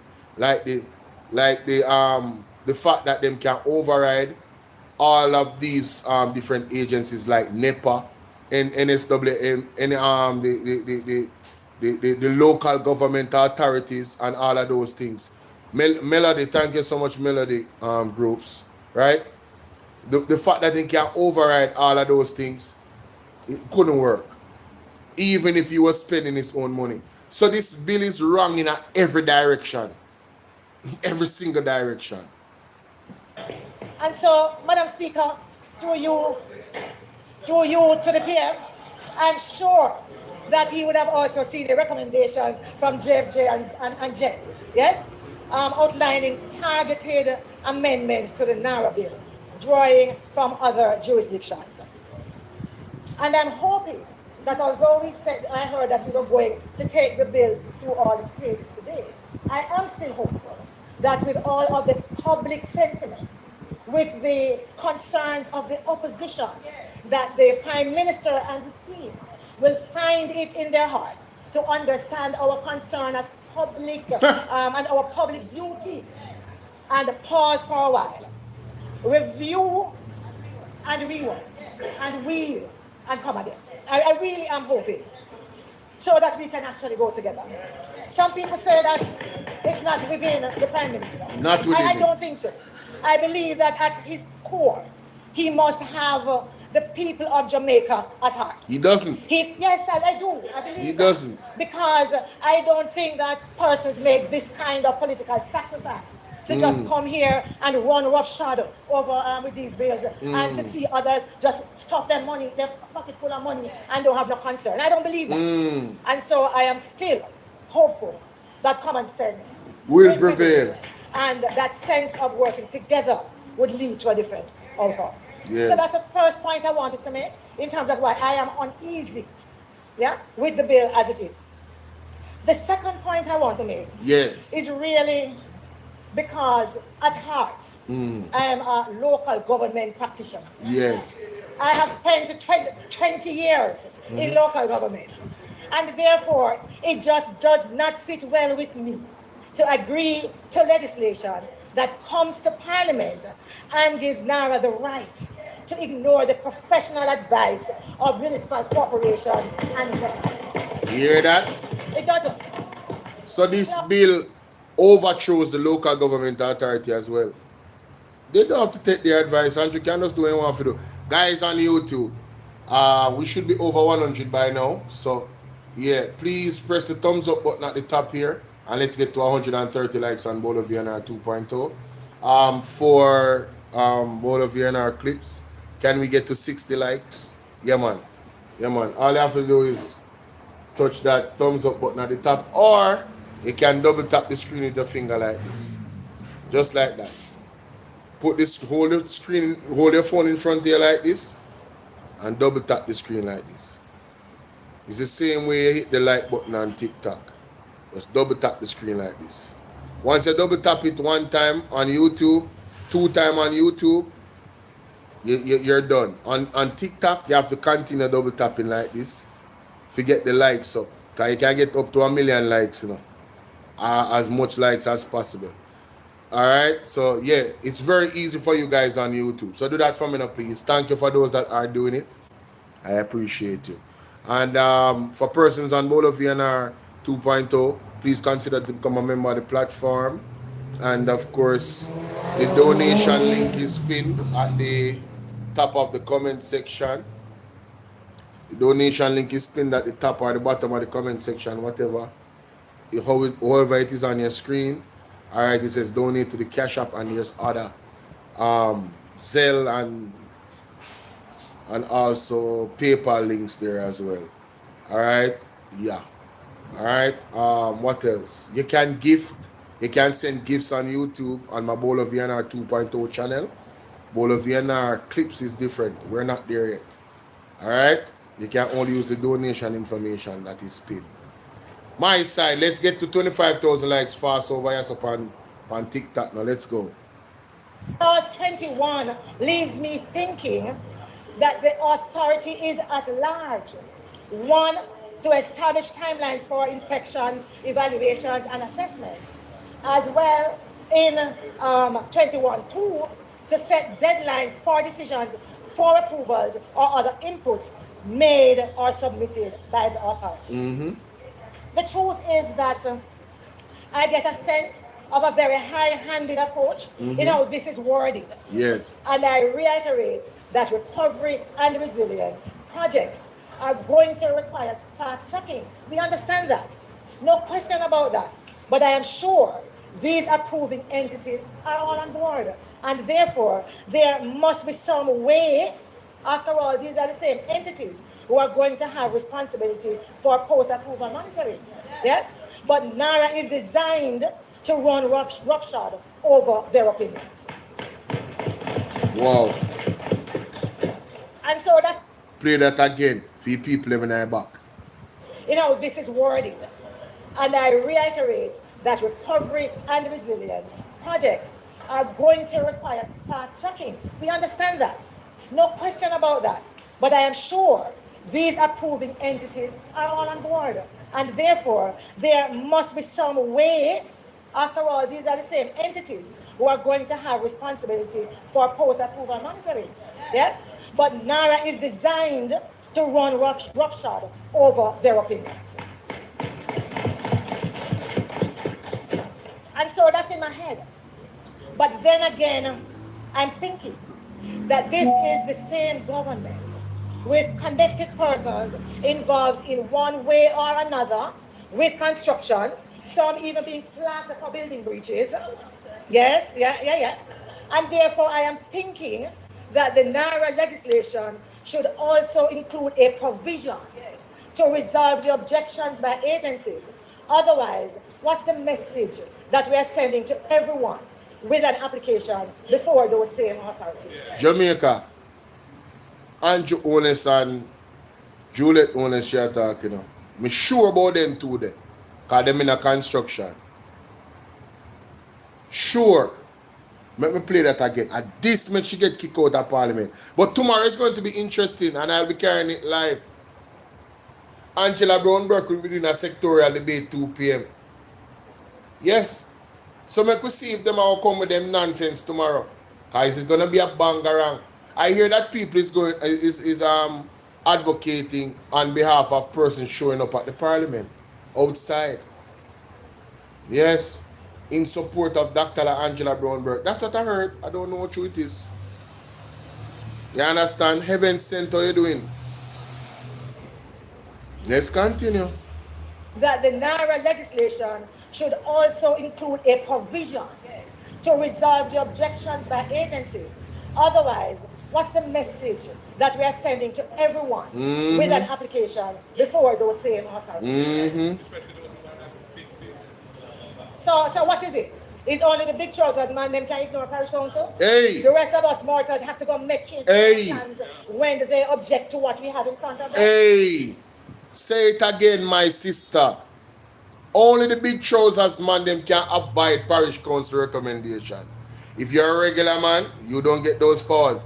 So NARA bill speaks to classism as well. Having 2 Jamaicas. Yeah? The same rules don't apply. Andrew Ones can override, ladies and gentlemen, all of these government agencies, local government agencies, in their recommendation, like the issue that happened with the Bengal company, the mining permit for Discovery Bay in St. Ann, that the court said is unconstitutional, that Andrew Ones overturned the ruling of the NCRA, I believe the entity is called, right? Andrew Ones overturned it, and the Constitutional Court said no. This cannot work. It is null and void. This permit, dash it away. Rubbish. You cannot violate you cannot violate the people's safety. The NCRA, I believe they are called. I can confirm that by going and looking back at the article. Right? They said that it would pollute the air and the water supply, and even obviously put the people in the area health at risk. And the Constitution protect the people because they have a right to life and good health and a clean environment and all of these wonderful things, right? In the Constitution, right? Thank God for our guiding the individuals that wrote the Constitution in such a way that it protected the sovereign right of the citizens, and not even the Prime Minister is bounded by the Constitution. So I'm telling you, this particular bill is going to go to court because it's going to violate, and you don't have to wait for it to violate. That's the beautiful thing. You don't have to wait for it to violate Wagwan vibes. You don't have to wait for it to violate the people them constitutional right, you know. Once you can prove based off the legislation that it actually impedes the people's constitutional rights, it can be blocked and it can be thrown out. Please understand this, ladies and gentlemen. And don't ever out on the mouth say that the PMP and the JLP is the same thing. I say again, if they were the same thing, there would not be an opposition to this NARA bill. The PMP would have said, "Hail Andrew Ones, King of Jamaica. Do your work and your bidding because we support you." That's exactly what they would have done. All right? So, no more of that in my... Anybody that said that me a black, you know. Wake up, please. Wake up. The People's National Party is not out here playing politics. This is damn serious. Damn serious. Okay? Let's continue. That for me don't sit right. It doesn't sit right. Quite frankly, Madam Speaker, workers man them can ignore parish council, the application before those same authorities. So what is it? It's only the big trousers man them can ignore parish council. The rest of us mortals have to go make changes to our plans when they object to what we have in front of them. That for me don't sit right. So again, we have to point it out. The big trousers man them can do whatever they want with the help of Andrew Ones under this bill. And just, oh yeah man, when I spend some money, don't worry about it. This might hurt the people of Jamaica and destroy the environment and cause long-term damage, but I'm gonna overthrow that authority and you guys can go ahead and do it same way. The potential is there to do it, ladies and gentlemen. This bill in its current form has the potential to do way more harm than good on every level. Every single level. It's like the JLP is hell-bent on destroying Jamaica and bringing poor people to their knees and bringing us back right into slavery. Like I don't have anything else for you. Do the things that them try to pass and with all of the warning signs and the red flags. It's the same thing them do with NIDS. Same thing them do with NIDS. They were warned, Jamaica. They were warned that it was unconstitutional. Even the young man that stood up in the meeting and challenged Andrew Ones. Who remember that young man, right? From school. And him use him look at thin-skinned self, right? And show up him look at dictatorship characteristics in that encounter with the young man that did his research and was very well learned. That I think he's a doctor now, if I'm not mistaken. I think he's a doctor, but he's a man of God. Him out there preach and everything, right? And he's a part of an activist group, right? And the young man is not PMP or JLP. No, he's not. He's a man of God. You get what I say? Him out there evangelizing the streets on TikTok. We see him all the while. There was a video where them all throw water upon him and so. He's being persecuted in the street just like Jesus Christ. Humbly there, right? If you preach the word of God. That young man was attacked by Andrew Ones when he raised questions about the needs. And everything he said was on point. Every single thing. It went to court and was thrown down by the Constitutional Court and deemed null and void and have to be amended, severely amended for it to pass. The most critical part of the needs bill was changed. Couldn't stand Jamaica. The people have a track record in doing these things. Sharon Smith, how you doing? They have a track record doing this. You feel what I say?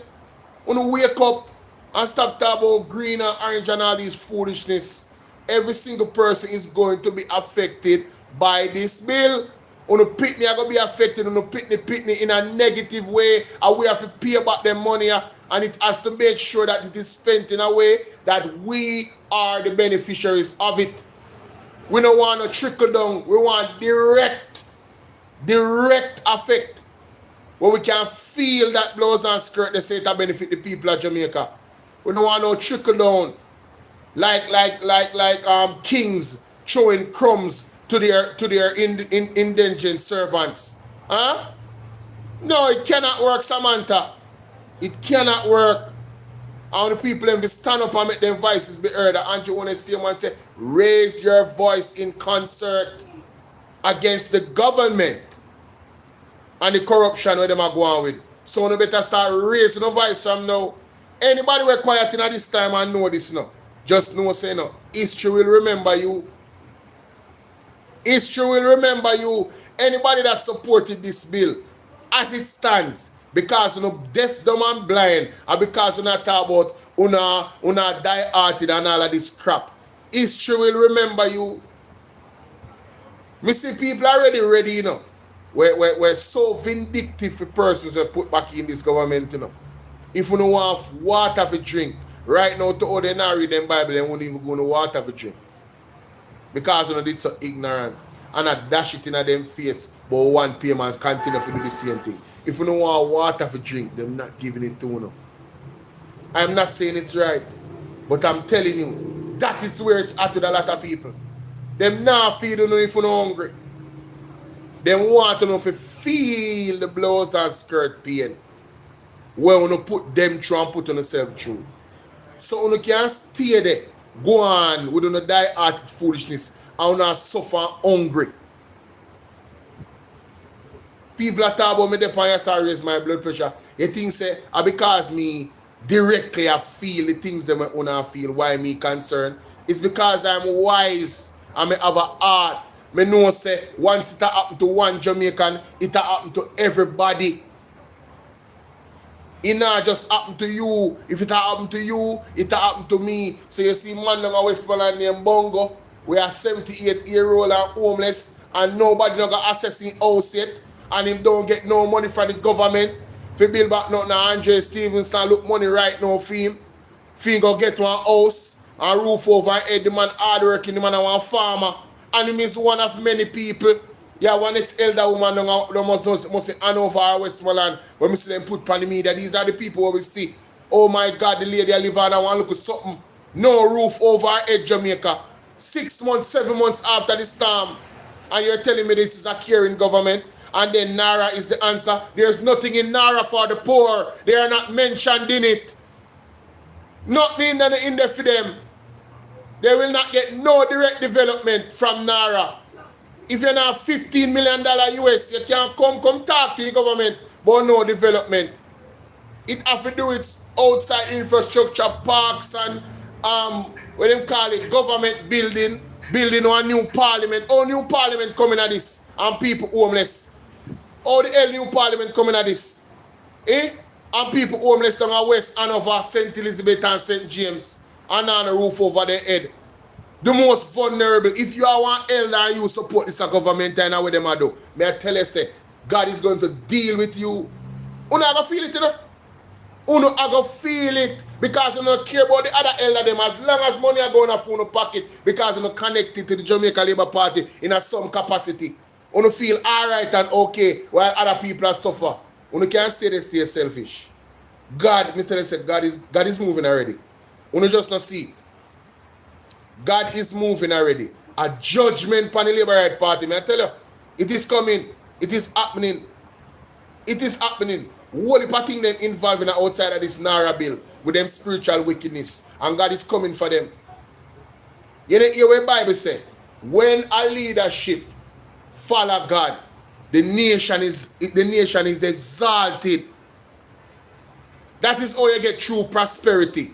Only see prosperity in Jamaica for everybody? Under this government under 10 years? No. That is a rhetorical question. If people them run out of Jamaica, they not even want to stay here. Run them around. Every chance they get them gone foreign. And them not coming back. Them not coming back. And them same man run gone foreign after you help them look family out here. So. You understand what I say? The reality is grim, ladies and gentlemen. Daryl Vaz run out to come talk about fuel prices gone up and rate. I mean, listen, we can really get into it. Like every system has been eroded. Every governance decision that this government has made has affected the people negatively. Look on the edge tax. The edge tax still get collected, but the man them never fund. the insurance on the fuel. So now all our food prices then gone up me first, because of them, and them incompetence, All of the food prices them gone up. Water, everything. All of your food them. Nobody talk about ground food, because from the storm lick, St. Elizabeth, and them place there, the bread basket, say everything gone up. How my mother said she see in a supermarket for her? How much money? Mommy, I will say see in a supermarket for how much money again? Hey, mommy, I will say see in a supermarket for how much money again? Or the market? Apple, how much for apple them? How much for Jamaican apple them? Huh? Where say how much for Jamaican apple them in the market? How much? $60? Lord have mercy, you may talk about $60. Jamaica, my mother said she see apple in the market for $600 a dozen. Make we do the maths. That's a $50 apple, Jamaica is bad. Jamaica, it is bad. $50 an apple, Jamaica. Only thing say now gonna get worse. As fuel costs go up and people have to transport them goods come a market, the price them have to go up. Transportation are increase automatic. They have to make back something for buy food for themselves and pay them bills. $600 a dozen for apple. Mighty God. So my mother tell me to them I couldn't believe me. I said, what? $600? If you have 1 dozen apple? It can't be so bad, but it is. It's soon gone 1,000. If it continue on the trajectory that we are, it's going to go to 1,000 eventually. Mark my word. Because famine is coming on the land. So scarcity is going to make the prices of things go up. And then the accessibility to fuel is also affecting the economy. And that's going to be a real thing if this war in Iran continues. There are so many variables for us to consider. And the government is putting what? More pressure on us by taxing the hell out of us. Taxing the hell out of us. Instead of easing the burden, the man them put more pressure and put more force with their foot pound neck. And now come with a Naira bill, notorious for potential corruption and criminality. And we must be okay with this. Are you mad? Huh? Madness, man, you come and do better than that, man. It doesn't Talk to me nice, man. Lepon, brother. I think there's a very easy fix for this, quite frankly. I believe that what we could do is simply include in the legislation actual pre-approval consultations.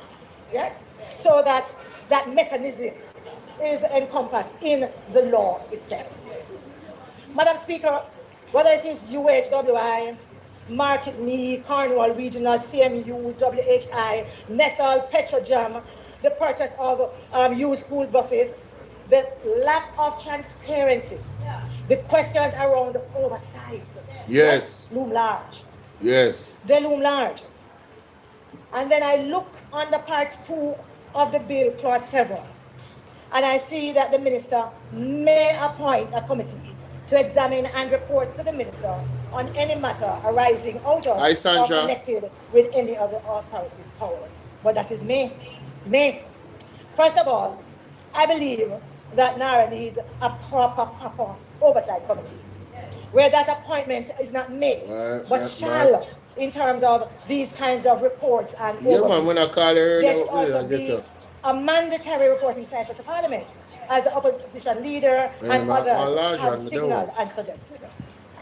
So, Madam Speaker, as I take my seat, I want to say that all of what I have placed on the table does not leave me with a level of trust that would have me voting for this NARA legislation in its current form. No way. Without specific clauses in the legislation to ensure greater transparency and accountability. That's right. Because at the end of the day, it's my children and grandchildren. It is going to be the people of Southwest St. Andrew, in fact, all Jamaicans, who are going to bear the burden of repaying this debt. That's right. Thank you. One Angela Brown Burke. This presentation is what rubbed them the wrong way, ladies and gentlemen. Jennifer, thank you for the rose. This presentation is what rubbed them the wrong way. Ilula, what? Ilula, damn. Ilula, you know, Miss Macri, or Macri, big up yourself. Me not tie up my tongue on that name there, hear? That name there mash me up. Me not tell no lie, big up yourself. Yeah man, don't like up the live people on YouTube and TikTok. 23,000 likes. Oh, Samantha, behave yourself. 23,000 likes. We must can get more likes than that by now, man. Una move slow this morning, this evening. This morning, me dey on the live on TikTok alone, and I tell you, almost 100,000 likes we get. People are gonna go on good. And I less people than this one watch me. No, I lie. At some point, we reach more than this. Yeah, man. Reach over 140 people or something like that on TikTok. Lagris, we are dealing with. Bless up, you know? How you doing?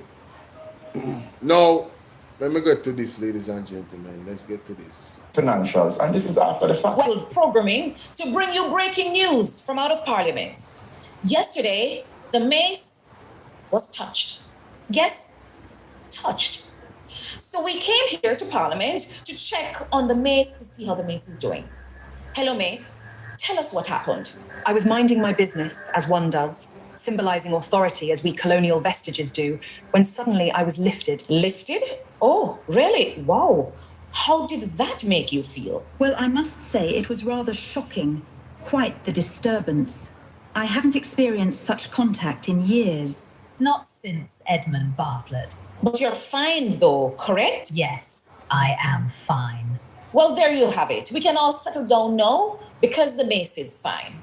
Now let's talk about what really happened, because before the mace became the headline, members of Parliament were trying to speak. Angela Brown Burke was ignored when she tried to speak. Mark Golding, ignored. Philip Paulwell, Omar Newell, Isat Buchanan, Mike On, standing, sometimes they were heard. And Mr. Kenneth Russell was ignored as well. Dana, what's up? You just a reach? Like I'm sure you have to watch the replay now, Dana. This is an extensive live stream in terms of breakdown. Trust me. Comprehensive and extensive. Sometimes they weren't. They tried to catch a speaker's attention. No, don't. It doesn't make sense to turn on your mic again, member. We are finished. But sometimes they were even asked to state why they needed to speak. Before they could even speak, they were asked to confirm whether their point was new. Before their... So Jamaica, the Jamaican people is not being heard in the Parliament. Their voices is being suppressed by the Speaker of the House, and the civil society group's voice is being ignored as well. The Jamaica Labour Party is ignoring every single concern of the Jamaican public. They want to operate with impunity, no, not answering to anybody, but them come. Andrew Owen is coming up last September 3rd, and humble himself in the moment for beg for put him back in a power. And him get where him want essentially. And now him come with him iron fist again. And then 5 years from now, if this continue, he's going to do the same thing. Or maybe he's just going to put himself into law where he is the king and he trumps the constitutional rights of the people, and you guys lay down and take it. And if the PNP and them was the same, guess what? They would get away with it. You was doing a garden, planting vegetable. That's how you mean. You go on good. DIY say, me tired of them now. Hey, I don't think the Jamaican people is tired of them enough. You see the challenges that the people are facing financially in Jamaica. You see in any other country, the approaches that this government has taken, I'm telling you, persons will be knocking at the door of the Prime Minister in drones if they're tired. If Jamaican people they really tired of this government, then would they have Parliament every day, pack up out a door and listen. And anytime them do no foolishness in the Parliament, the people them would have make them presence be felt and make them know so we can reach out and touch you, If the people in Jamaica they serious, they would have let their voices be heard in the realest way. Uncle Mark me say the people in quiet, people in just a take sufferation and just a galang so. You know much labor right suffer and attack? And I tell them PMP friend. And some of them who me know now go talk to me, because they know some me have one platform. Them now go talk to me. Me might hear them have one conversation and me hear sketch what them a say. And them a burn out the government and them a suffer. Some of them might all watch me right now. You understand me? And me did say could me not even say nothing to them because at some point you have to come to your own self-realization. And because you know me, it's harder for me to talk to you. You understand? Because big up yourself, Rev. Rev say me not suffer. Thank God for that, Rev say you not suffer. But you labor right. Okay, God is good. But a whole heap of them are suffer Jamaica. And let me tell you, it's not even a fault of their own, you know. Some of them they in the Hurricane Melissa area we get damage. Only people labor right down there suffer. Them not talk Sharon. Them quiet like a lamb. Remember me tell you that. All in making them party not look bad. Yeah, that's all. To keep this facade. Say Andrew Wallace is doing great for the country. Did you guys listen? Talking this and talking that before I go back to this. Did you guys listen to Damian Crawford's speech? His sectorial debate about education? Did you guys care to listen of the gory details of our education system is failing? No, it not, well, failed and is failing even further. Did you guys listen? Do you guys know that Damian Crawford has taken the government to court because they have breached the Constitution in their dereliction of duty to children having access to basic school and primary school education for free based off the Constitution? Jamaica is really terrible, you know. It's not even bad, it's really terrible. Imagine 9 more students passed and they had a hoorah. Dana Morris Dixon had a hoorah and went on a press briefing and said, yes, you know, things are going in the right direction. Why? Because 9 more students passed than we passed last year. Miss, who is your parents? They must be, they got to be disappointed in you. And if they are not, I am disappointed in them. How can you, in good faith, as the Minister of Education, she's not slow. She's doing it on purpose. She's not slow. It's all in the aim of keeping the status quo. You know, this facade that them keep up about the performance of the Jamaica Labour Party, and Jonas in particular, because they want to make him king. Zane, and I mean literally. And this bill is one step in that direction for them. Mr. Lambert Brown was in the Senate the other day, and he said, you know, it's kind of funny. I have not heard anybody say Dr. the Right Honorable or the Most Honorable Andrew Onis in their speeches. I mean, are you guys okay? And he's mocking them, you know. He's mocking them.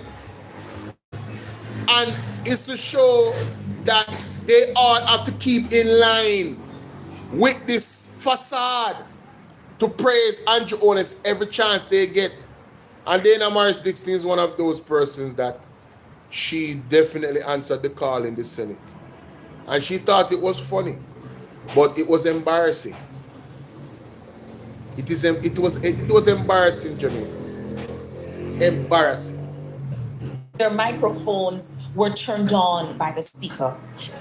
Those in favor? Aye. Those against? Hold on, man, but Divide. Clark? Who is that in the background and say, hold on, the man, but that is Mr. Kenneth Russell. She was running past the thing, Jamaica, just blazing past the thing. because she just want to go home. She tired of sitting at the parliament for 11 hours and do real work as a speaker of the house. Unprofessional, dictatorial, communist-like, shutting up the opposition, not giving them their time to speak, right? That's why you hear him in the background say that. In favor? Aye. Those against? Hold on, man. But Divide. Clark? You can see Mr. Kenneth Russell face visibly frustrated, like, what the hell is going on? Why am I not being recognized? Why can't I get to speak? It's not him alone. Why you think there's so much noise in the background? Them are trying to get to the speaker to say, yo, them want to say something, and she ignore them. Thus the maze was taken up, ladies and gentlemen. The beating where the People's National Party gave them politically with those presentations. They couldn't take the pressure. You see, the Jamaica Labour Party is inherently a bully, you know. You know what a bully hates? When you stand up to the bully. They can't stand it. It shows that they're weak and insecure. You understand? And that's what the People's National Party did. Right? Donito, you can keep your opinion here. You can't convince me of that. Because anyhow it wasn't for the People's National Party goodness, you would be a slave right now under the needs. Anyhow it wasn't for the People's National Party goodness, if it wasn't for them defending the people of Jamaica, the needs would have passed in its unconstitutional form and you would be abused by the government. So don't come to me with that foolishness in my comment section about the two parties no good. Rubbish. Go do some reading and learn something and stop talk crap. I'm not standing for it in my comment section. The evidence is too advanced and it's just too much to come with such a basic argument with nothing to back it up.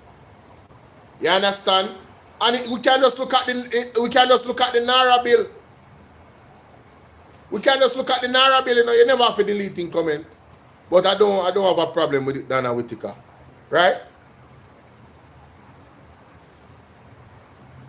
If you look at the Nara bill and how it's opposed by the People's National Party, you cannot tell me that none of them is no good. One of them is clearly, whoever said that is no good, thank you so much, Sassy. Whoever said that is no good, not one of them is for the people. They are no good.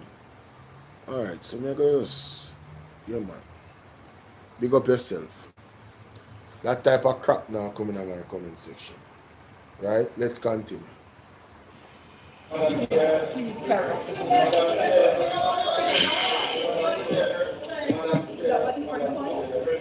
No. You hear Philip Powell how much time? You hear Philip Powell how much time? Madam Chair, Madam Chair, Madam Chair, Madam Chair. And listen to the response.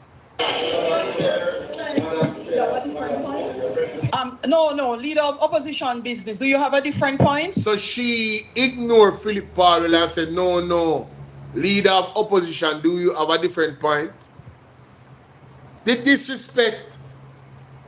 This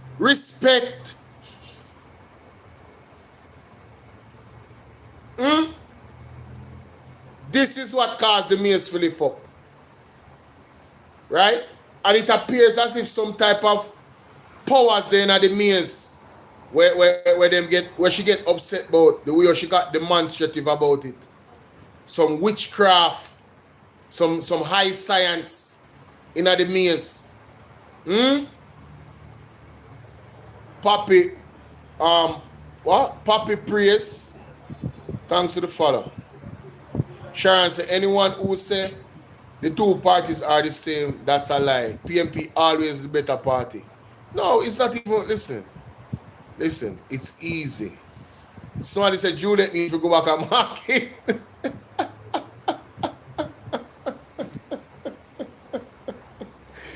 Yo, hey, me love you one more time. Hey, TikTok, a 99 on there. Seriously, for the next 10 minutes, we need the next 20,000 likes. Big up yourself, Papi Praise. We need the next 20,000 likes. So everybody, the 91 hour, if everybody hit the like button same time, like this, double tap the screen like this, on TikTok, we can get there fast. May I set the timer? I may have a stopwatch from what there. Stopwatch at work, you know. Timer in 1, 2, 3, go 10 minutes. We can get to the 50,000 likes in 10 minutes if everybody on the live tap up the screen same time. Let's go, ladies and gentlemen.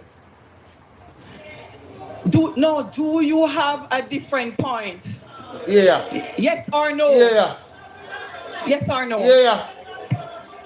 They were interrogated before being allowed to contribute. Unbelievable. This didn't start with the mace. It started with voices not being heard. Exactly. And this is not new. Exactly. This has been happening for sittings under a speaker who is selective and increasingly getting comfortable sidelining opposition voices. Yes. And if you don't believe me, take a look at this.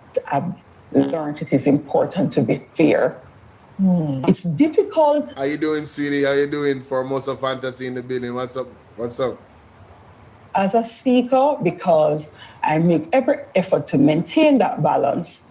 However, it still has to be appreciated that to become speaker. Drop a link in the chat, Formosa, to your channel. All right, guys, follow Formosa Fantasy, all right? You want to get your makeup done for your weddings, you know, all different types of function, professional. Right now, she's going back to school to get recertified and upper levels. You get what I say? She's very passionate about what she does, and she's very serious about what she does. So drop a link in the chat, Formosa. But listen to Juliet Onis on this interview. And I really want to thank Nikisha Burchell. This was an excellent presentation of the facts, and it puts everything into context. You understand? Formosa, put your two channels your two channels, the new one and that one, in the link in the comment section. All right. Richard, big up yourself. Pablo say, tell them to show you one freedom that they do. One freedom that they do for Jamaican people. All freedoms happen under the PMP. Oh yeah, that is an excellent point. No bastard, no there. The fact say, you know, anybody can go to any one of these top schools. Is because of the PMP. All the freedom, all the social programs that matter, that has been changing lives forever. It happened under the People's National Party. You have told no lies. That is historical record. You understand what I say? And if you do some reading,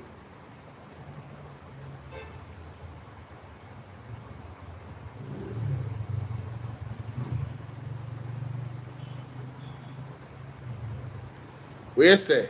Me never say it uncertified. Me say you're going through, you know, your upgrade. Like you did a PhD and you decide say you did a doctorate and you decide say I'll get a PhD. You did done certified already. Me never said that. I never told them that you were not certified. I told them that you were passionate and certified and you are at school now, you know, raising your certification to another level in terms of your skill. It's just like an electrician. He's a certified electrician, but they didn't go do him level 4 because him there level 3. That's all I was saying. All right? So she set the record straight, ladies and gentlemen. From 2013, she's been certified and she's been doing her thing. That's Formosa Fantasy. Why is she still there? She has not one bit of fairness in her. She's very silly and is showing. No, she's not silly. She's a monster Jezebel. She has proven to be a monster Jezebel. She has earned the description of a Jezebel. Yeah. TikTok, 4 minutes gone. We have 6 minutes left. We know we can get to the 50,000. Let's go. Press it. Everybody, double tap the screen. Press it. Let's go. I've learned it is important to be fair. It's difficult as a speaker because I make every effort to maintain that balance. However, it still has to be appreciated that to become speaker, I ran on a party ticket, and to remain speaker, to remain an MP, I will have to run on a party ticket again. So Juliet Onis is telling you where our priorities lie. It's not in maintaining fairness as Speaker of the House. It's maintaining power as an MP. And that trumps maintaining fairness as the Speaker of the House. So when she's operating as the Speaker, she has to facilitate her support base when they watch her saying, yes, defend us, protect the JLP, you're doing a great job, hold on the PMP, shut them up, make them look bad, disrespect them, because she's catering to her support base. Let me play it again. I never saw this clip until Nikisha Burchell put it out. Listen to it.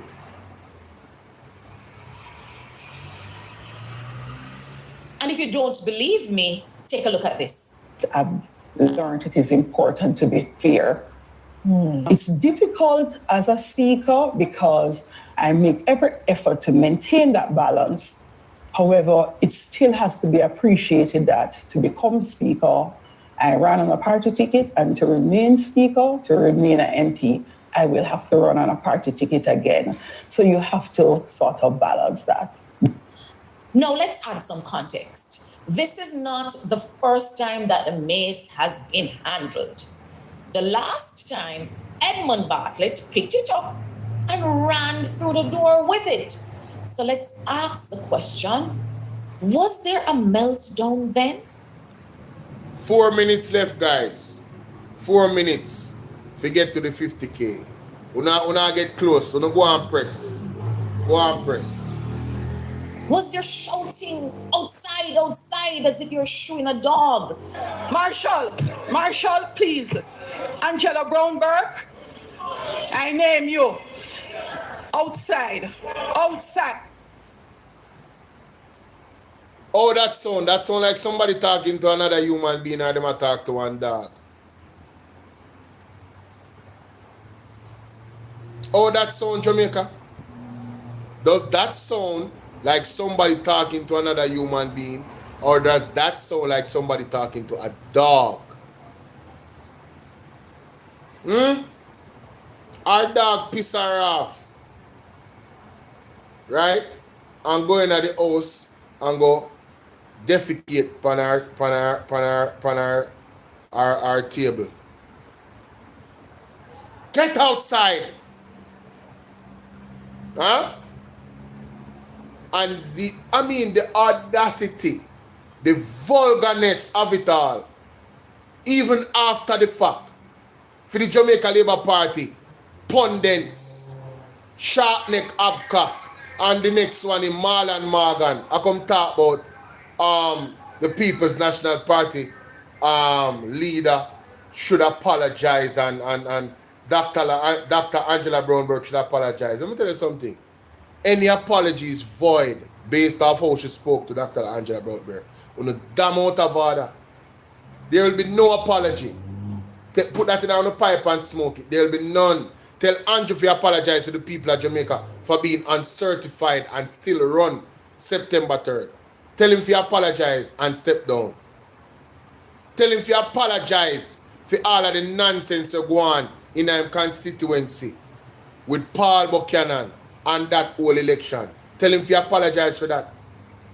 Tell him to apologize for not removing Juliet Onis as Speaker of the House, knowing it was a conflict of interest and knowing what they already plotted to turn this country upside down. You're up on the next channel now, sweetie.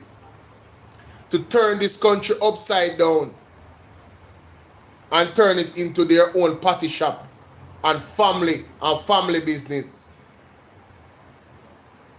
Tell him to apologize for that. She a butu, yes. Butu behavior, this is not a joke. No, wait, listen, Jamaica, darling, that goes without saying. You know, say Pablo, you need to relax. Not like that. Not like that. Angela Brownberg, no business about him. Not like that. Right? Not that thing like that. You know, you see that? Choose Bliss, thanks for the follow. Zane, thanks for the follow. Yeah, she's operating like a Jezebel, man. Cookie wagwan, big up yourself. Jamrock.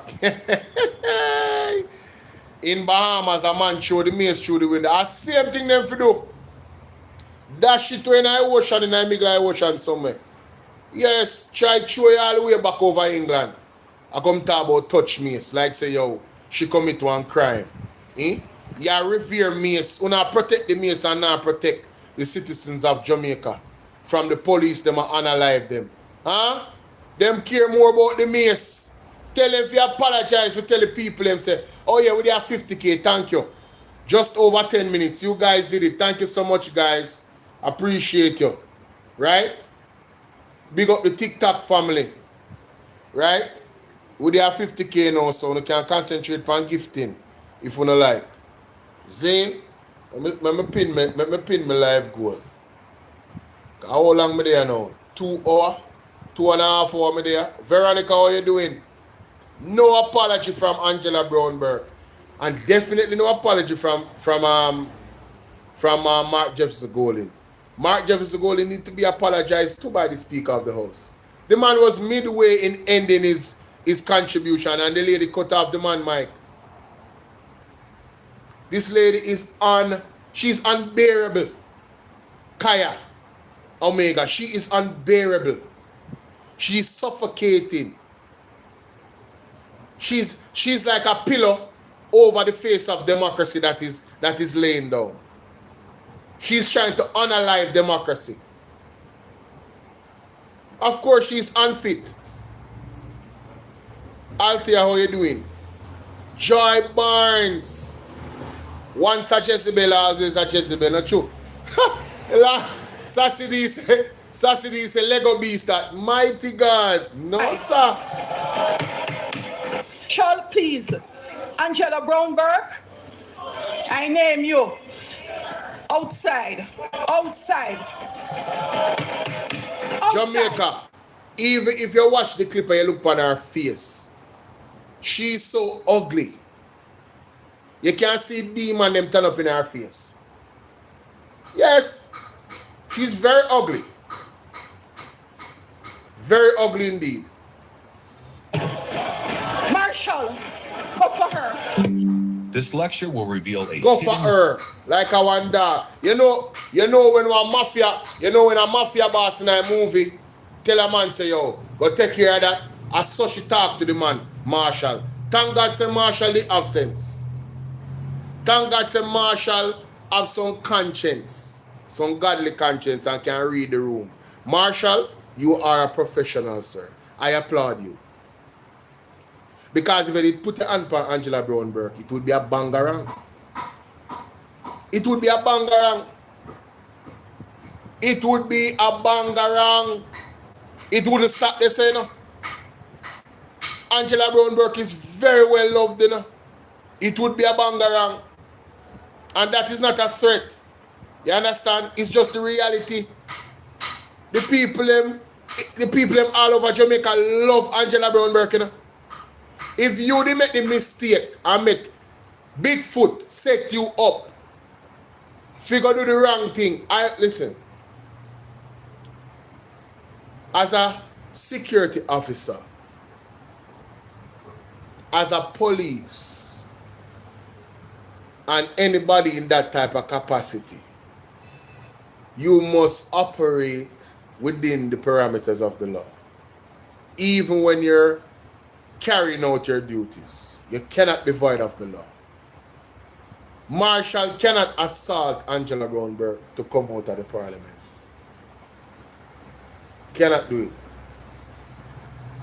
This is a government official an elected official.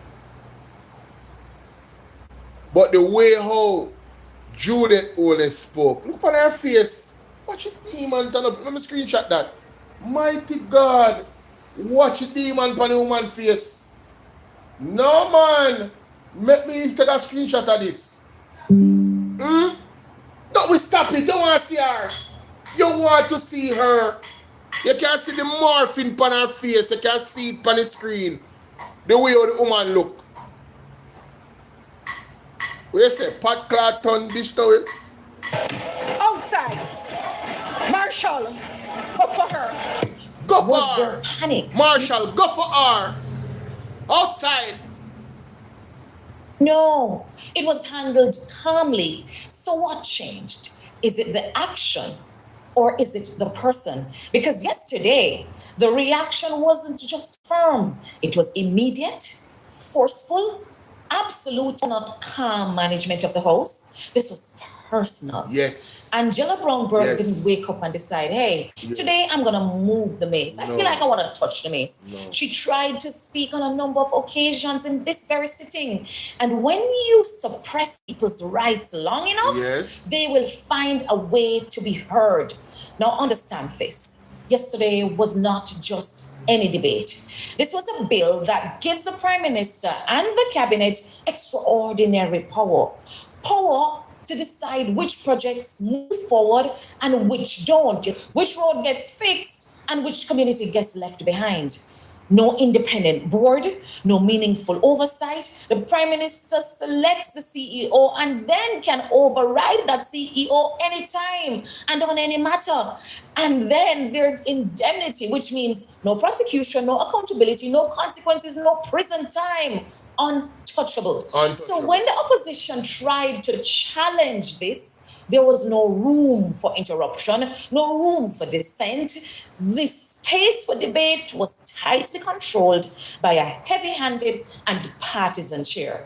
And frustration boiled over.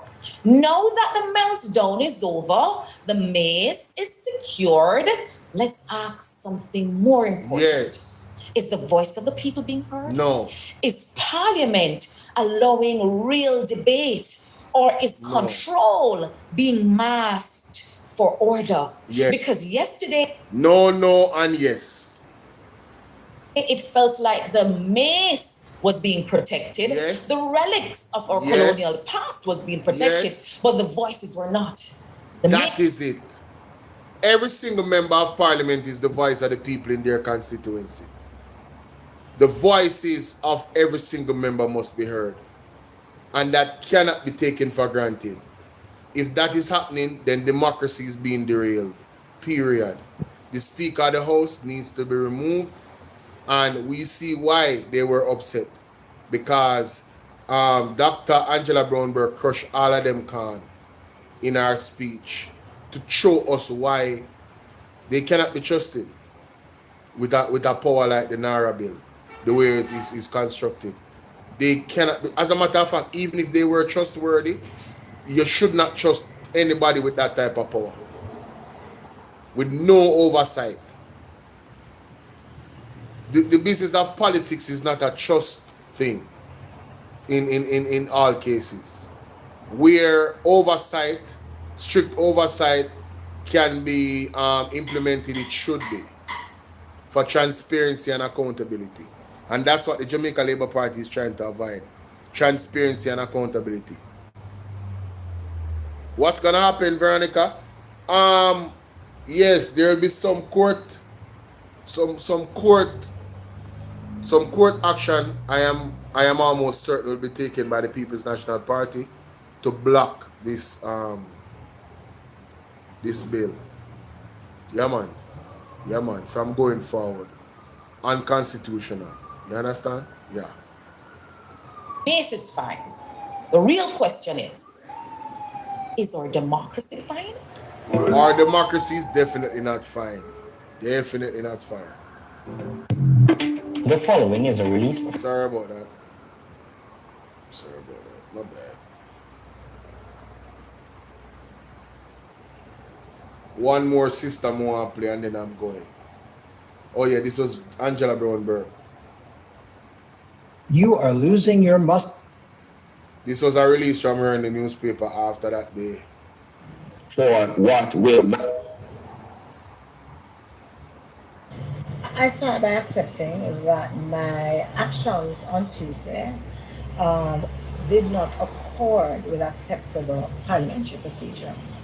I also acknowledge under the circumstances that the decision of the House is in keeping with the standing orders. Having said that, however,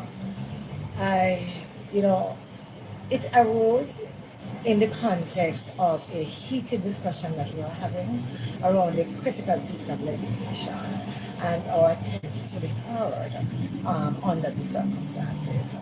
And I think context matters while we uphold the rules of the House. At the same time, I would not want that to distract unduly from the important points that we're making about the lack of transparency and accountability, the kind of unset of powers that we saw with NARA, because it's trillions of dollars we're talking about. That is a debt to be borne by us and our children and grandchildren. Yes. And we want to make sure that we are doing it right and that we are putting in the safeguards that can be required. So while I've been having my regular morning coffee, I've been reflecting on what took place in Parliament on Tuesday night. And I can't help but notice the hypocrisy, the selective outrage, and the constant politicking coming from members on the government side. And yes, even the House Speaker. Because many of you woke up to the headlines and the sound bites about the mace, a carefully packaged version of events, what happened, what didn't happen, but with absolutely no context. And that's not by accident. That is political maneuvering. So yes, Dr. Angela Burke touched the mace, and the JLP is out here acting like she committed some grave offense. But what nobody wants to talk about is what actually happened before the moment. So on Tuesday night in Garden House, the committee of the whole House was sitting, going through the NARA bill, clause by clause. Dr. Angela Burke, MP for St. Andrews Southwestern, wanted to speak. That is literally her job. She pressed her button the correct way, the proper parliamentary way. She pressed it again and again and again. And she called to the speaker, not once, not twice, but 5 times. She tried to get the speaker's attention. And the speaker ignored her every single time. Yo. No, just imagine you're at your workplace, you have something important to say about a matter that affects the people who you serve, and the person chairing the meeting just look past you, like you're not even there. How would that actually make you feel? No. This is where it gets worse, because it wasn't just that Dr. Angela Burke was being ignored. The speaker, Juliet Holness, was heard making derogatory comments through all of that. You could hear the dislike in her tone. The way she spoke to Dr. Burke was dismissive. It was rude, and it was just beneath the dignity of the office that she holds. So a speaker's role, and let me be very clear, right, is to be neutral. The speaker is supposed to be the referee in that room, not a player, not someone carrying personal feelings into professional spaces. The chair is supposed to protect the rights of every member, both government and opposition alike, right? So that they can be heard. But this is not the first time. This is a pattern, a continued documented pattern of the inability to separate personal from professional. A pattern of bias, a pattern of disrespect aimed at members of the opposition, and it's been going on for far too long. Facts. Enough is enough. Yes. No, when you can hear the contempt in someone's voice, when you can feel the partiality in how the chair runs a sitting, that is a problem. That is a serious problem. Now, let me tell you something about this mace that everyone is so up in arms about. The parliamentary mace is a ceremonial object, essentially a decorated staff that sits in the chamber during official sittings. It represents the authority of the speaker and the legitimacy of parliament to conduct its business. So without the mace present, constitutionally, parliament cannot sit. So yes, touching the mace is a big deal, symbolically. I'm not going to pretend it isn't. But here's what I actually need you to understand. The mace is also a relic of our colonial past. That object with all its pomp and ceremony was inherited from the Westminster system, the British Parliament. Yes, it's a representation of the sovereign or crown. We carried it over, rules and all, into our independent nation, and there is a growing legitimate conversation across the Caribbean and the Commonwealth about what symbols we choose to keep, what we choose to challenge, and what they truly represent for post-colonial peoples.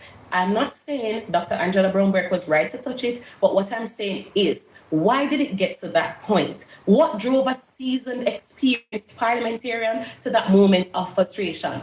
That is the question.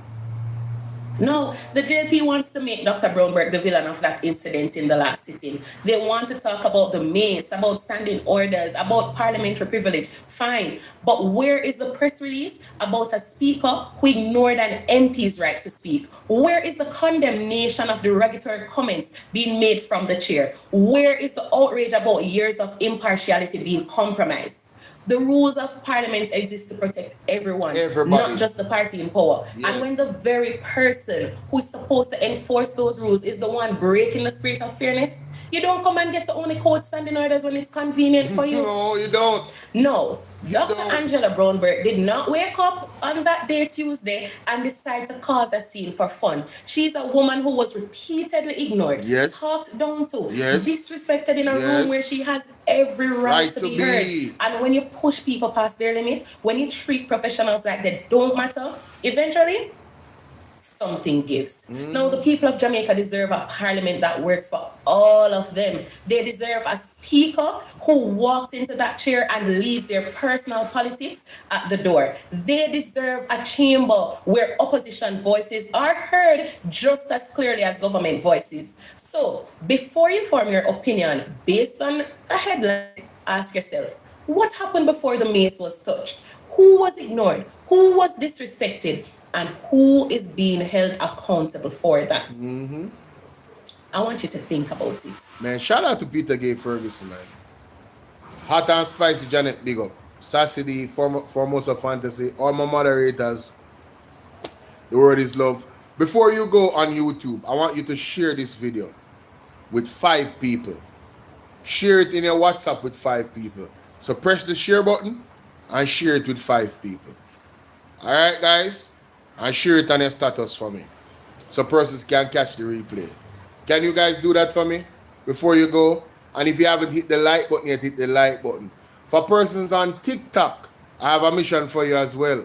I need you to click the link in my bio, go to my page, this same page I'm live on. Click my face right here somewhere at the top of the screen there. You click Bolo VNR, you're going to see a link to my YouTube page. I want you to subscribe to the YouTube page. Alright? Yes, Bolo VNR 2.0. Subscribe. Alright? I need to get to like 40k subs. That's my new push. And for Bolo VNR clips, if you haven't subscribed over there, subscribe, ladies and gentlemen. I need to get to 10,000 subs. Alright? And thank you to all the new subs. People subscribe every day. I really appreciate each and every one of you. And please say hi in the comments. Let me know where you guys are watching. Where you guys are watching from. Give me some feedback on the content and all of those things. It's very important to have those engagements. And never forget to like and share the video. Alright, guys. The word is love. I will be on tonight at 10:30 or 11 p.m. Alright. So you can tell a friend to tell a friend to tell another friend to come through. Okay? Where we'll further our discussions into some other area of Jamaica land we love, ladies and gentlemen. Lastly, yes, I will be dropping a video at 7:30 p.m. on Bolo VNR Clips and Bolo VNR 2.0. Alright? It's a must-see. Check it out. And check out my other 2 videos that I posted this morning at 7 and 10:30 p.m. Check those out as well if you haven't already. God bless you guys. Have yourselves a wonderful Monday evening and a wonderful and safe Monday night. See you later. Thanks for coming again. Appreciate y'all. TikTok, YouTube.